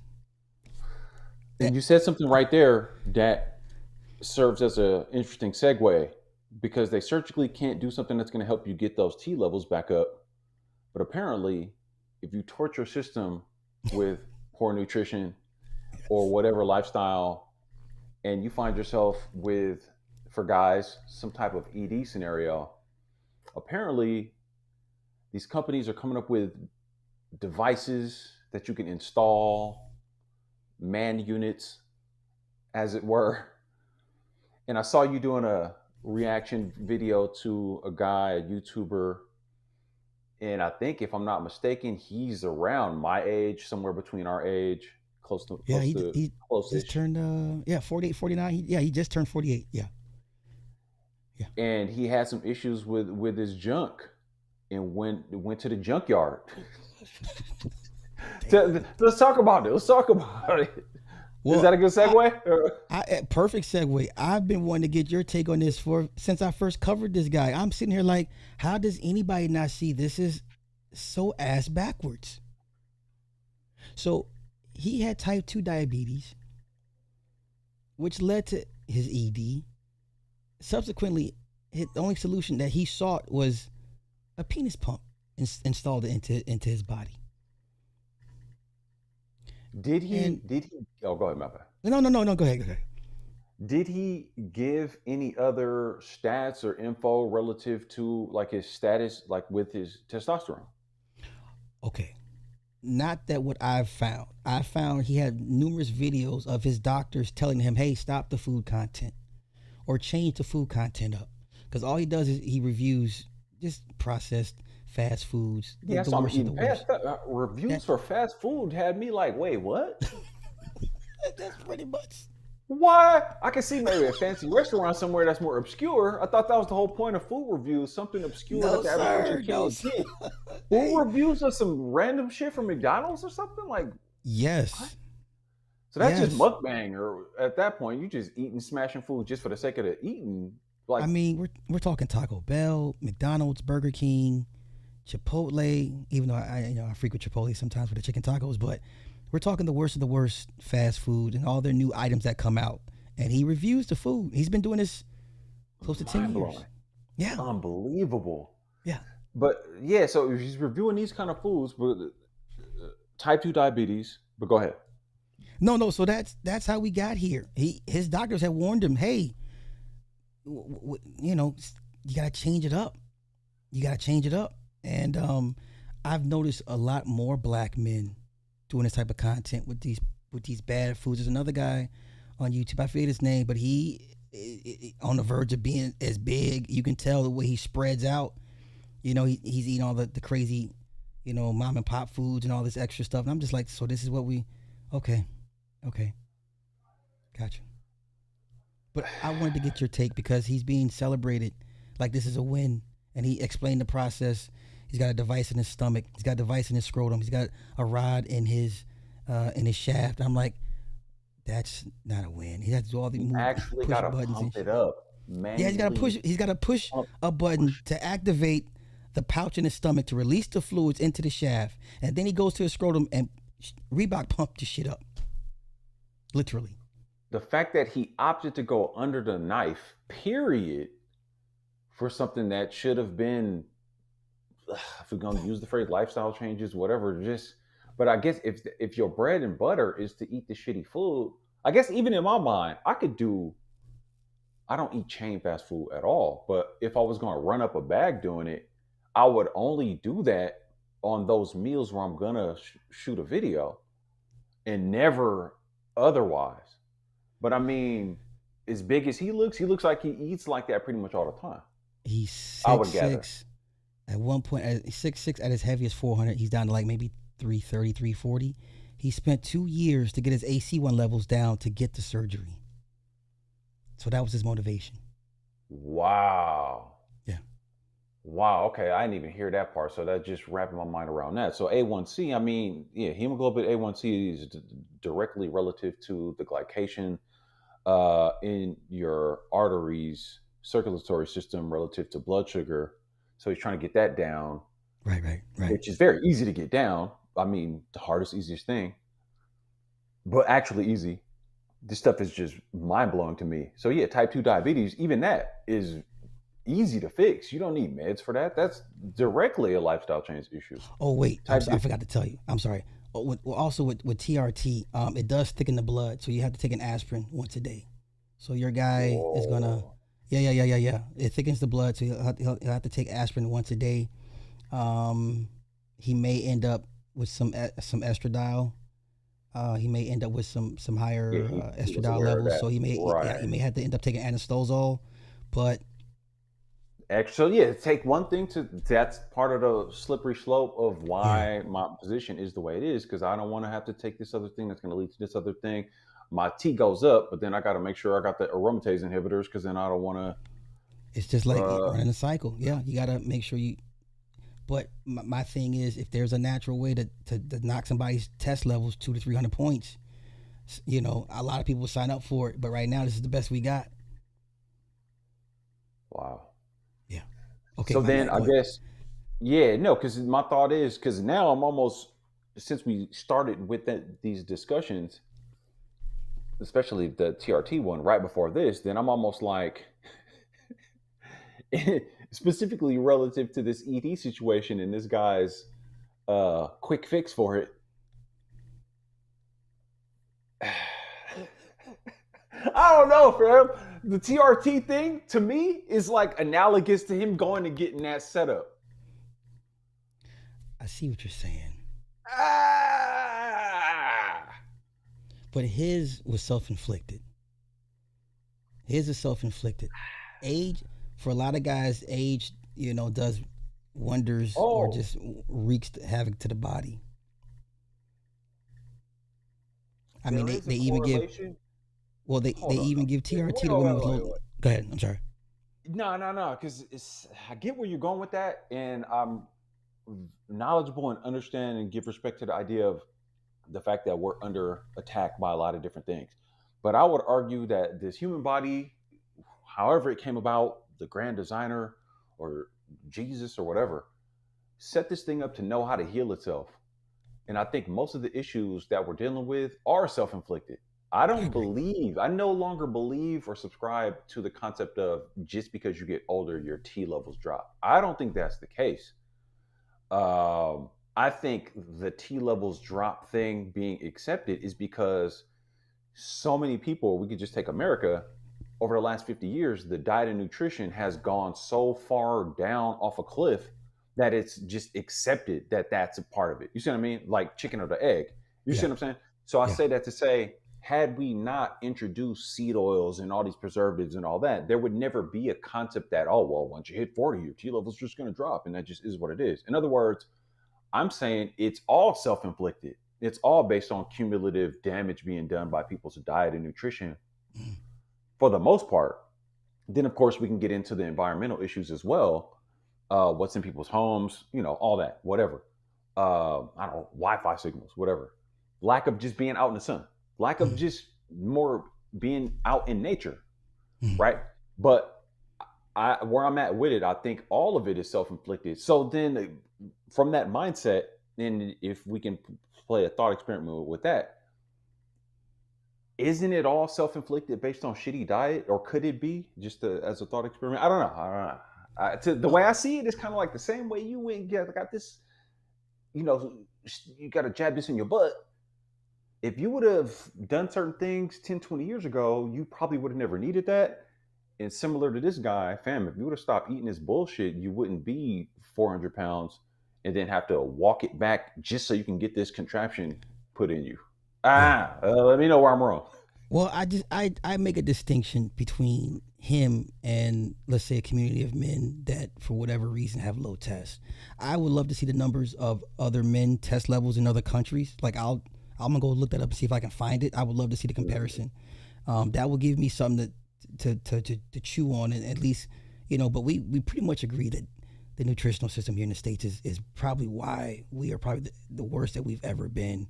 And I think what would be scary to the world is a bunch of healthy Americans. That's next level military shit. I think a country full of healthy Americans would terrify a lot of people, globally. But we agree where the problem is, where we may disagree, is whatever solution is presented, whatever options may be presented. Some works for others, may not work for. I'm just like, it's at least it's a solution to a problem. Is it a permanent solution? No, but it's a solution nonetheless that I think most men are opting to take, given whatever side effects. They're like, I can deal with that. Little guy, no, fuck it, I don't give it. As long as my energy levels are through the roof, I don't care. Some men are okay with taking an aspirin a day or 2 aspirin a day. Some men are okay with that, as long as they got the max benefit off of what they're taking. So, right, they don't have a time machine to go back and undo what they've done anyway. I see your point with that. Yeah. Okay, so back to this clown. And I hate it because the petty switch flips to me when I see this. It's like, fam, wait a minute. As much as my mind is, I'm trying to avoid fucking with that system. I don't want a crutch. He literally got a crutch installed in his joint. Like, how do you go get a contract? How do you put yourself in a state where you need a crutch for that? And to talk about it so proudly, and it's like no diss to him, just the mindset that one must be under to be like, yeah, I'm gonna go get this installed, and then I'm gonna go make YouTube videos about it and pump it up like Reebok pump. And I went to go get a massage, and I forgot that I didn't pump it up right. It didn't deflate. Like what the hell? Right. Like, to talk about it proudly to where you're almost like a walking ad for this. I'm like, are you got a affiliate deal with these people? I would hope so. I don't say that jokingly. Bruh, I suffer from secondhand embarrassment watching that shit. Like, as a black man, I'm like, you got to be kidding me. And then I don't know who my issue is with bigger, him or the people that are okay with it, that support his decision. I'm like, you guys are, there's no way you want this as an option. It's so far on the bottom of the list of ways to reverse ED. It's like number 7 or 8. Like, goddamn, this is break glass in case of emergency. Like, it is so like all else had to have failed for sure. Like, my shit just limp for nothing I can do. Then maybe, because then it's like, what are the potential long-term ramifications of that? Is there a off ramping of it? Do you get it uninstalled at some point? Like, what are we talking about here? Bruh, he has a pouch with tubes. I mean, like, can you imagine how invasive he's literally on gear. The gear is installed. I mean, can you imagine how invasive he's got pouches and tubes in some of the most sensitive areas of his body. Like, I wouldn't play with that. Yeah, there's a button in the balls, in the testicles. Like, I heard him breaking it down when you was he has going to over pump. it. Yeah, it's got nodules on the bottom where he pushes it and it deflates. What are you? What's this Blade Runner? Like this is what we're listen. I've always said humans will augment themselves. I get it. Eyes, missing limbs, organs. I get all that, but sexual organs, I would never want to be one of the first to do that. There's no way. Long-term safety study. Give me the data. Give me the 5 years out, 10 years out. What are we Yeah, doing? I got to upgrade. We got this new sir. We got a new model, and we'll give you a discount if you let us try it on you. yeah. Like, And then the worst part is he goes back to doing the same foods that got him in this predicament to begin with. And if you say something, anything else, you're gonna get jumped in the comments. because then you get into the whole like YouTube tribalism thing, Yes, right? yes. So then, because your tribe just rocks with you, anything you do, because you're an influencer now, so you're influencing minds of people. And That's it. I'm hoping it's not more black men, younger black men, because as we alluded to earlier, you kind of asked me about where I think this is going trajectory for younger folks, having less influences that are kind of those role models. I'm like, these other generations are cooked from Gen Z to whatever. I'm like, house is on fire, if not already burned. They're already hosing it down. It's smoldering. I don't know. I hate to think like that, like not super bleak, but when you got guys like this with big, followings, influencers, Sam Sulik, right? I mean, Man, yeah, they hate I've been Sam. watching him for a while. He was just super Man, big, and then went and did yeah, his first show, cut his hair, came in yeah, looking crazy yeah, built. yeah. I was like, I respect it, but at the same time, the young impressionable minds, guys that's off a cliff already, like, I'm just lost in the world, and this is how I'm gonna get chicks, and I'm clap cheeks because I'm gonna be big, and blah blah blah. And oh man, Well, I I want want to to be a get back. streamer. I want to get back to one guy that believes in his 30s that wants to run gear, if I remember correctly. So I started in my late 30s, but for the motivation for me was I wanted to see how far I could push my body. I just wanted to see, and the problem with that is you are your own guinea pig. Like you have to play with, you have to put your body on at risk to see what works, to see what, hey, I shouldn't do that, or when I come off these cycles, I gotta take this PCT to make sure I don't, whatever the case may be. So for me is wanting to see how far I could push physically myself and the results of it. And I don't have any regrets. I do remember when my original doctor was like, "Oh my God, what the fuck are you on? Like, stop." And I'm like, "Doc, this is what I'm on. But listen, come on, Doc, I'm gonna do this like another year. I'm good." What? He's Indian. What are you doing? Stop this madness now, young man. What are you going? Why? And I'm just like, and I'm trying to explain to Doc, and he's a 70-year-old man. Like, Doc, I'm trying to be jacked. I want to see how jacked I can be. Doc's not understanding why. All he sees is these numbers, and he's like, "Oh my God, young man, please stop taking what you're taking."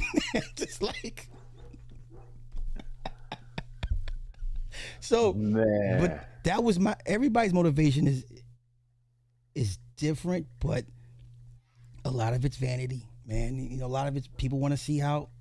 I mean, people have these bodies. They express their bodies, tattoos, piercings, running gears. This is the same.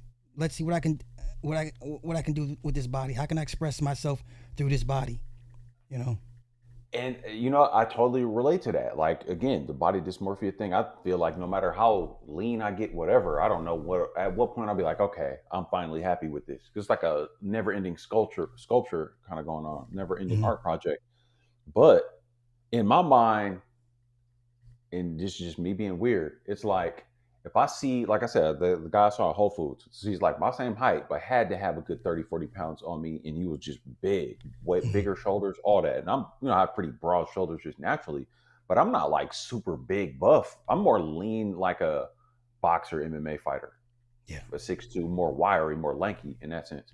But I was like, that looks kind of dope. But what would I have to do to really just pack up more mass? And sometimes it goes in my look. I'm not immune to it. Sometimes in my mind, if I did get on some cycles, but then I also think of one, I'd have to go learn all this, the learning curve and all that. But Yeah. then the idea that I got to be sort of hooked into it for a certain amount of time, or if not forever, or just the ramifications downstream. So I think I want to max out my ability of what I can do from an athleticism standpoint, from a build look standpoint, but as natural as possible, natty Without the style. You know, without the gear, I'm with you. Like I'm so glad now the veil's been lifted off Hollywood. guys like The Rock finally admitting what, Hogan had said 20, 30 years.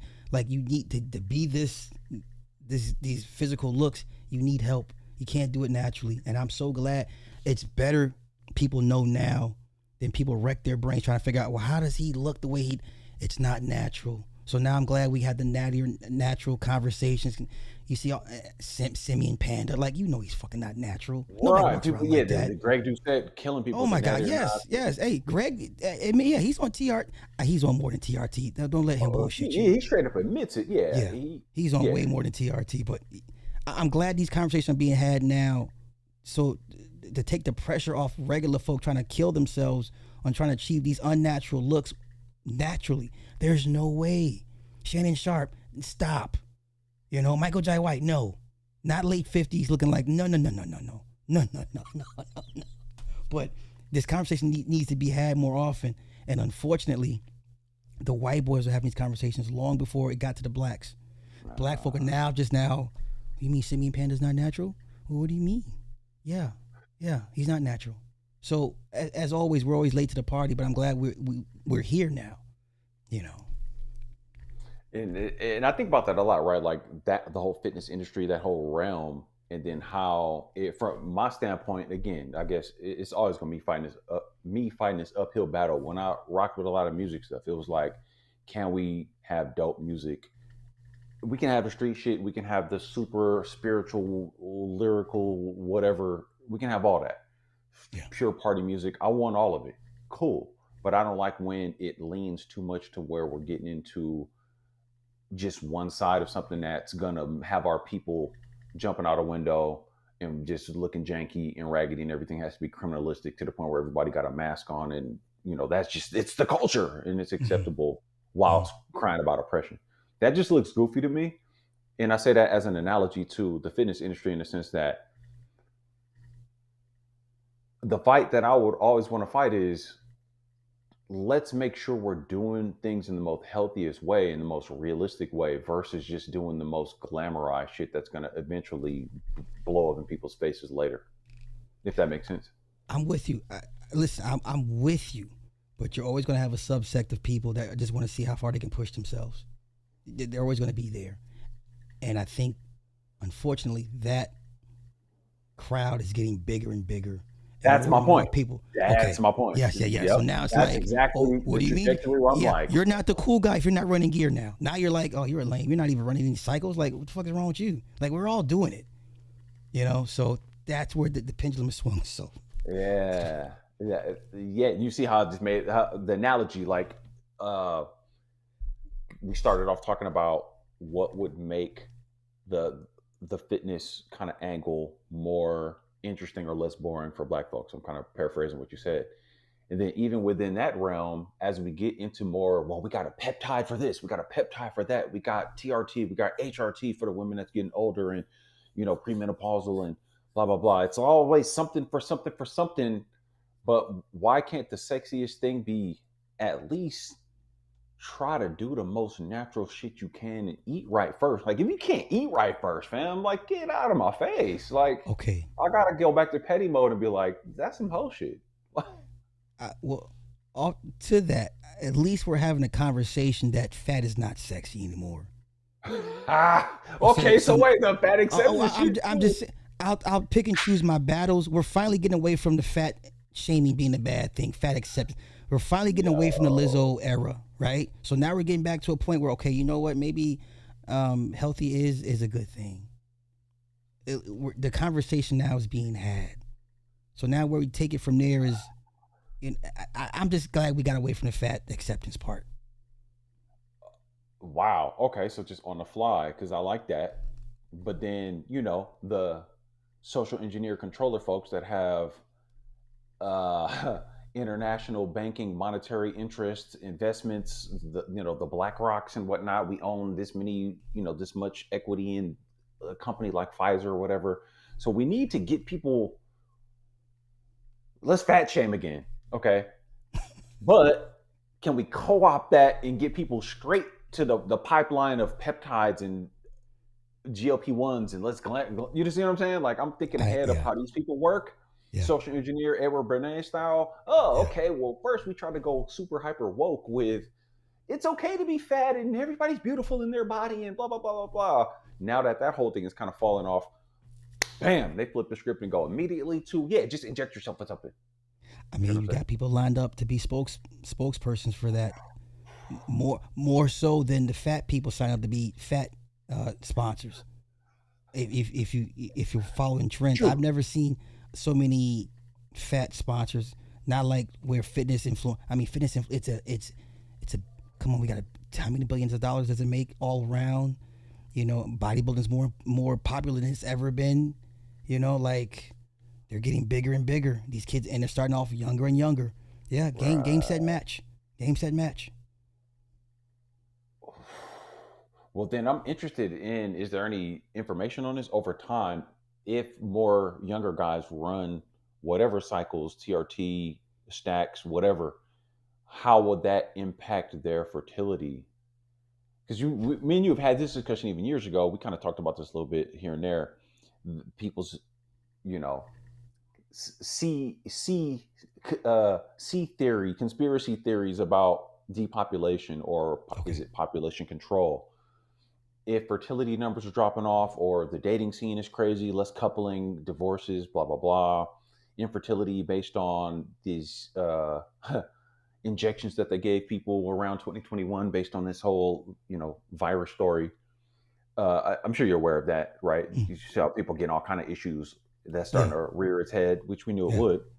When you put all that together, what do you think? You got a different position on that? Is Oh there no, I'm with you. a Hey, let's take potential? Callie Muscle. When Callie Muscle was married to that black woman, he was on the gear. He had a heart attack. She left him, got a divorce, and he's like, I want to have kids. White woman said, well, me and the doctor concluded you got to get off this gear to be able to function. Sure enough, he got off for a while, had his little two kids. Now he's Oh, so kind of he back. was able to. Yeah, he got off it. Oh, Yeah.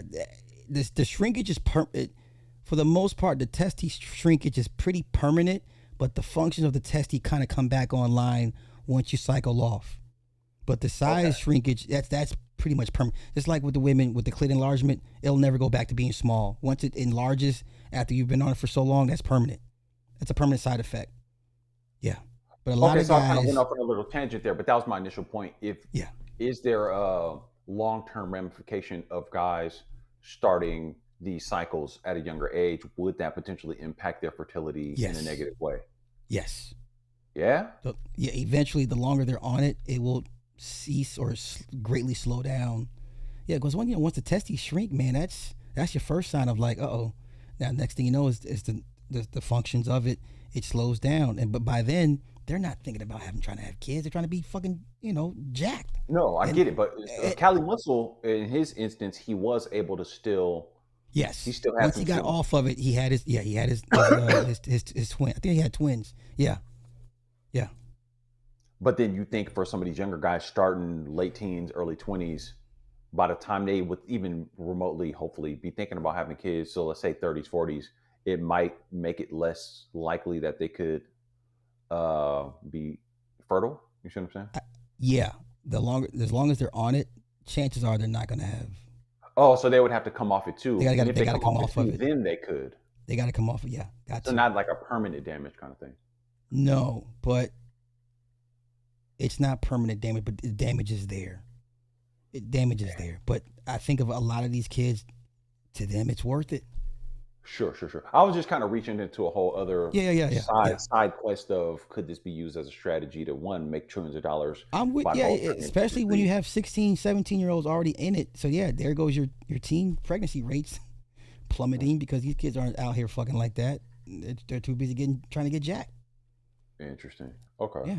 Let's see how long it takes Sam Sulek to have kids. He's 23, right? A normal 23-year-old should be out here banging a whole bunch of women nonstop for the most part. I mean, he's at peak. He's peak bull.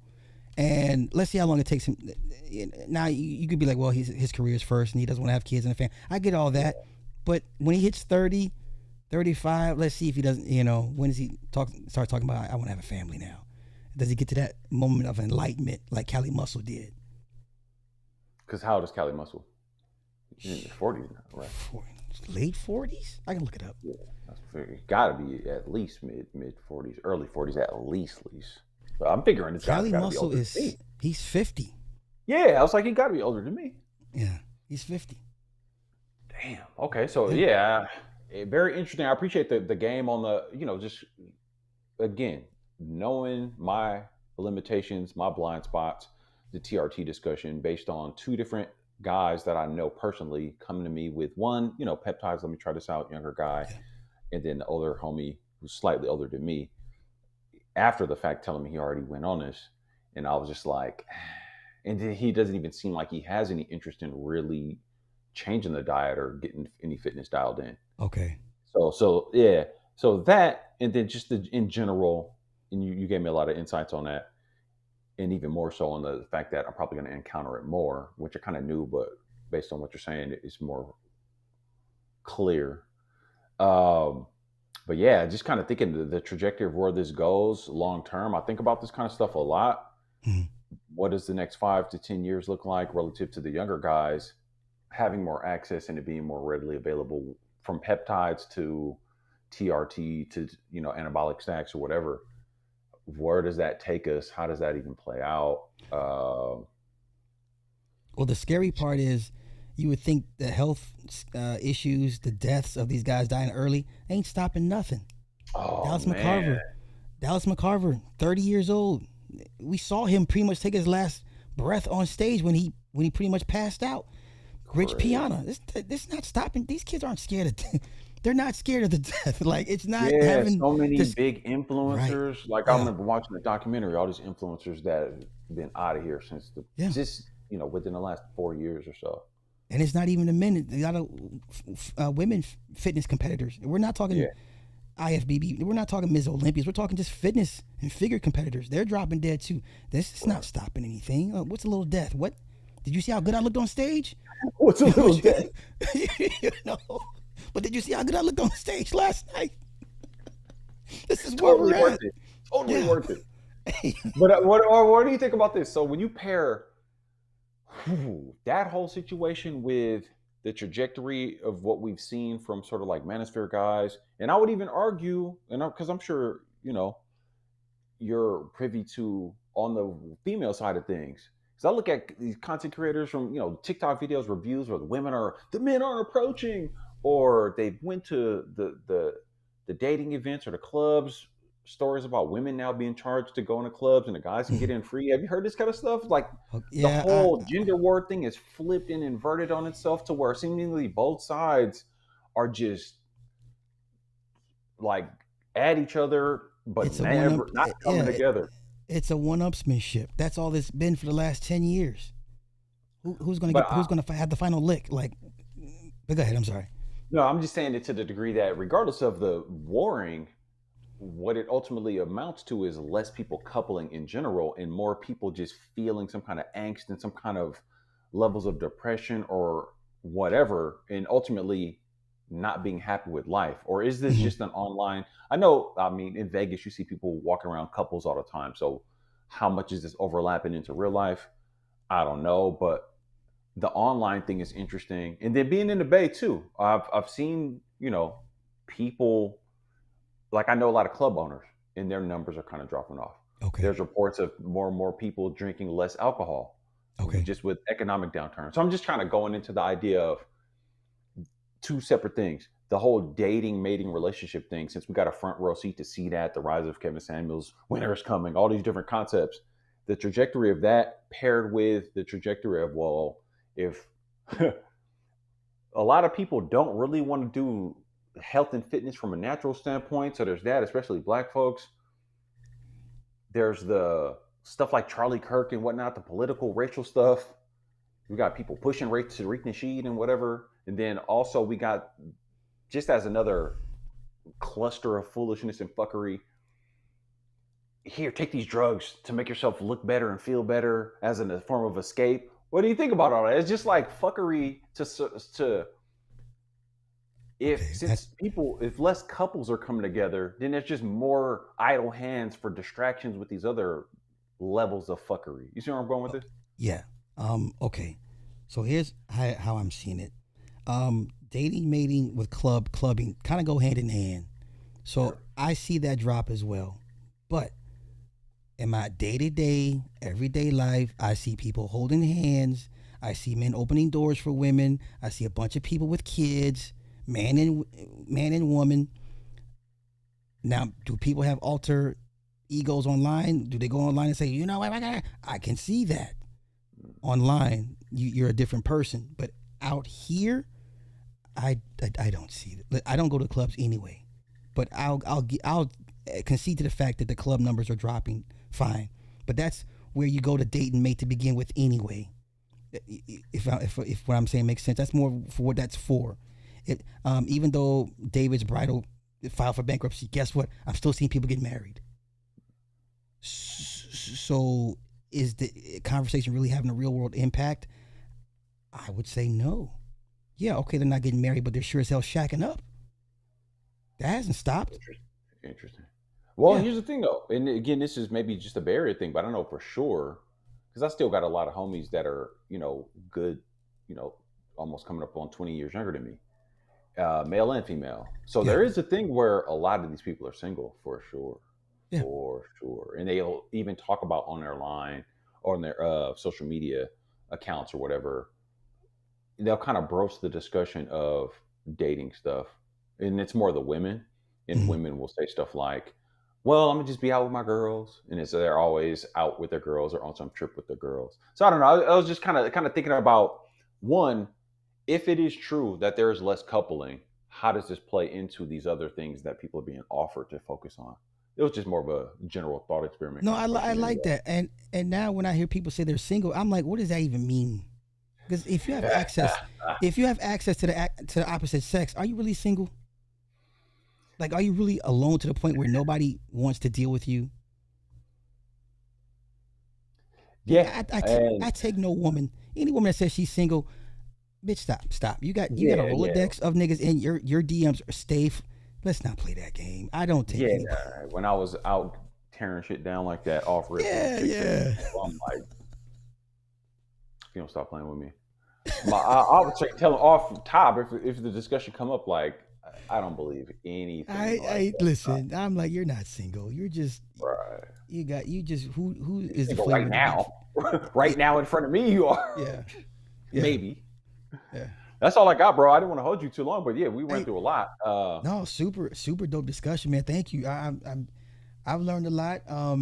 But the wave is coming, bro. Like they're coming for you, in a good way, and just nothing but blessings to you, man. And Yeah, at always. least before the tide shifts too much that way, it's an interesting thing, right? Because just to add this little part on, I'm very hopeful and happy about the fact that I am seeing a lot more people. I almost think with the economic downturn, the idea of when I see stuff like alcohol numbers are dropping off. Unfortunately, I got a lot of homies that are club owners, and it's like, ooh, y'all better figure out a way to pivot. Mhm. Um, as there's more people are getting kind of almost fatigued with the political stuff as they want to live vicariously through that. I'm seeing it almost to a point, and I was starting talking about this a year ago. All these things are going to be dead ends, and it's going to circle people back around to the only thing that matters is what are you doing on a day to day basis. That's it.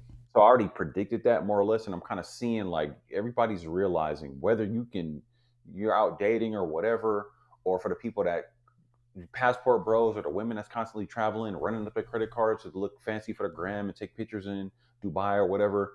All of that stuff is falling apart. And I'm seeing now where more and more people I know, timeline kind of stuff, the health and fitness stuff is kind of ramping up a little bit more. Yeah. And in the Bay, amongst black folks, for sure, it's kind of happening more. Unfortunately, they're kind of going directly into that first filter of, oh, I'm going to be plant based and all this type of shit. But it's still At least the I conversation is like being more had. That's what I'm exactly. happy about. Yes. Right. Yeah. Yeah. So it's Yeah. interesting. And then the people that are coming to me, just being able to learn is so powerful to be able to take action on the kind of stuff I'm doing and then work with other people and see them like, man, just imagine like, oh, we talked about this and I showed you some stuff. Yeah. Being able to work with somebody and be like, damn, I'm actually helping this person do something that is objectively, we're able to track it in the stats on the app and see their Yeah. weight going down based on Yeah. things they're doing. And Yeah. I'm like working with them to stay accountable for it. Like, I've helped people build content and videos for their businesses, whole crazy productions that took months and months, short films, all this stuff. Without a doubt, helping people on the health and fitness level is by far the most beautiful thing that Hands adds the down. most value. So Yeah. yeah, like this is, it's like I almost feel like I found my calling. Like I love doing this stuff. Well, I I don't think people put emphasis on how great of a feeling that is to actually help somebody change their life. Like that's beyond money. Like you know, like for me with the coaching with the kids, like I can't put even put the shit into words. Like what a feeling that is, you know, like wow, like when you talk about each one teach one, yeah, that's what it is. So man, yeah. much continued success to you, man. Continue to be a beacon, you know, for the wayward travelers, man. So yeah, definitely. I'm so happy for you. Everything is working out in your favor. Yeah. I, Oh, yeah, no, I also appreciate where it, man. everybody can find you, all that good stuff. Oh yeah, so you already know what it is. You can go to AM1 Media and then AM1 Lifestyle. Some of you guys know me obviously from Black Manosphere, Black YouTube algorithm, and I'm been slowly changing my that algorithm over, at least trying to put more health and fitness related content on there, and that's kind of a tricky algorithm switch to do. But that's AM1 Media. For anybody that knows me, that's the same account I've been rocking with for years. But then I also started up a whole new account where I'm just dropping videos, uploads. That's AM1 Lifestyle. But moving forward, I'm going to be pushing a lot more heavier on both of them, doing more live streams on AM1 Media side and more uploads on the AM1 Lifestyle side. And yeah, just having a blast with this, man. So you already know, For Sly. We sure. go back. I Hey, appreciate we you, go man. way back. We go way back. Yeah.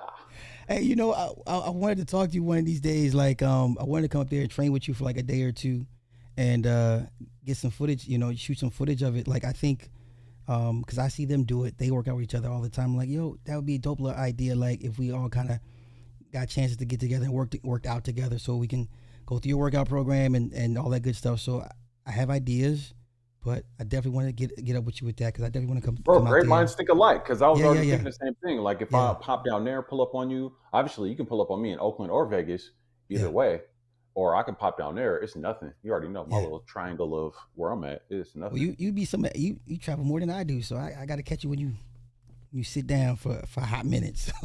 Oh no, for the most part, it's either Vegas or Oakland. So, Yeah, and I know how you be driving, so it ain't no thing. Uh, I hop on a plane or pop out there. I mean, either way, for me, you're either a 4 hour, 5 hour drive. It's yeah, nothing. that's it. Yeah, that's nothing for me to get out there. So I definitely had that idea mulling when I saw you make the pivot.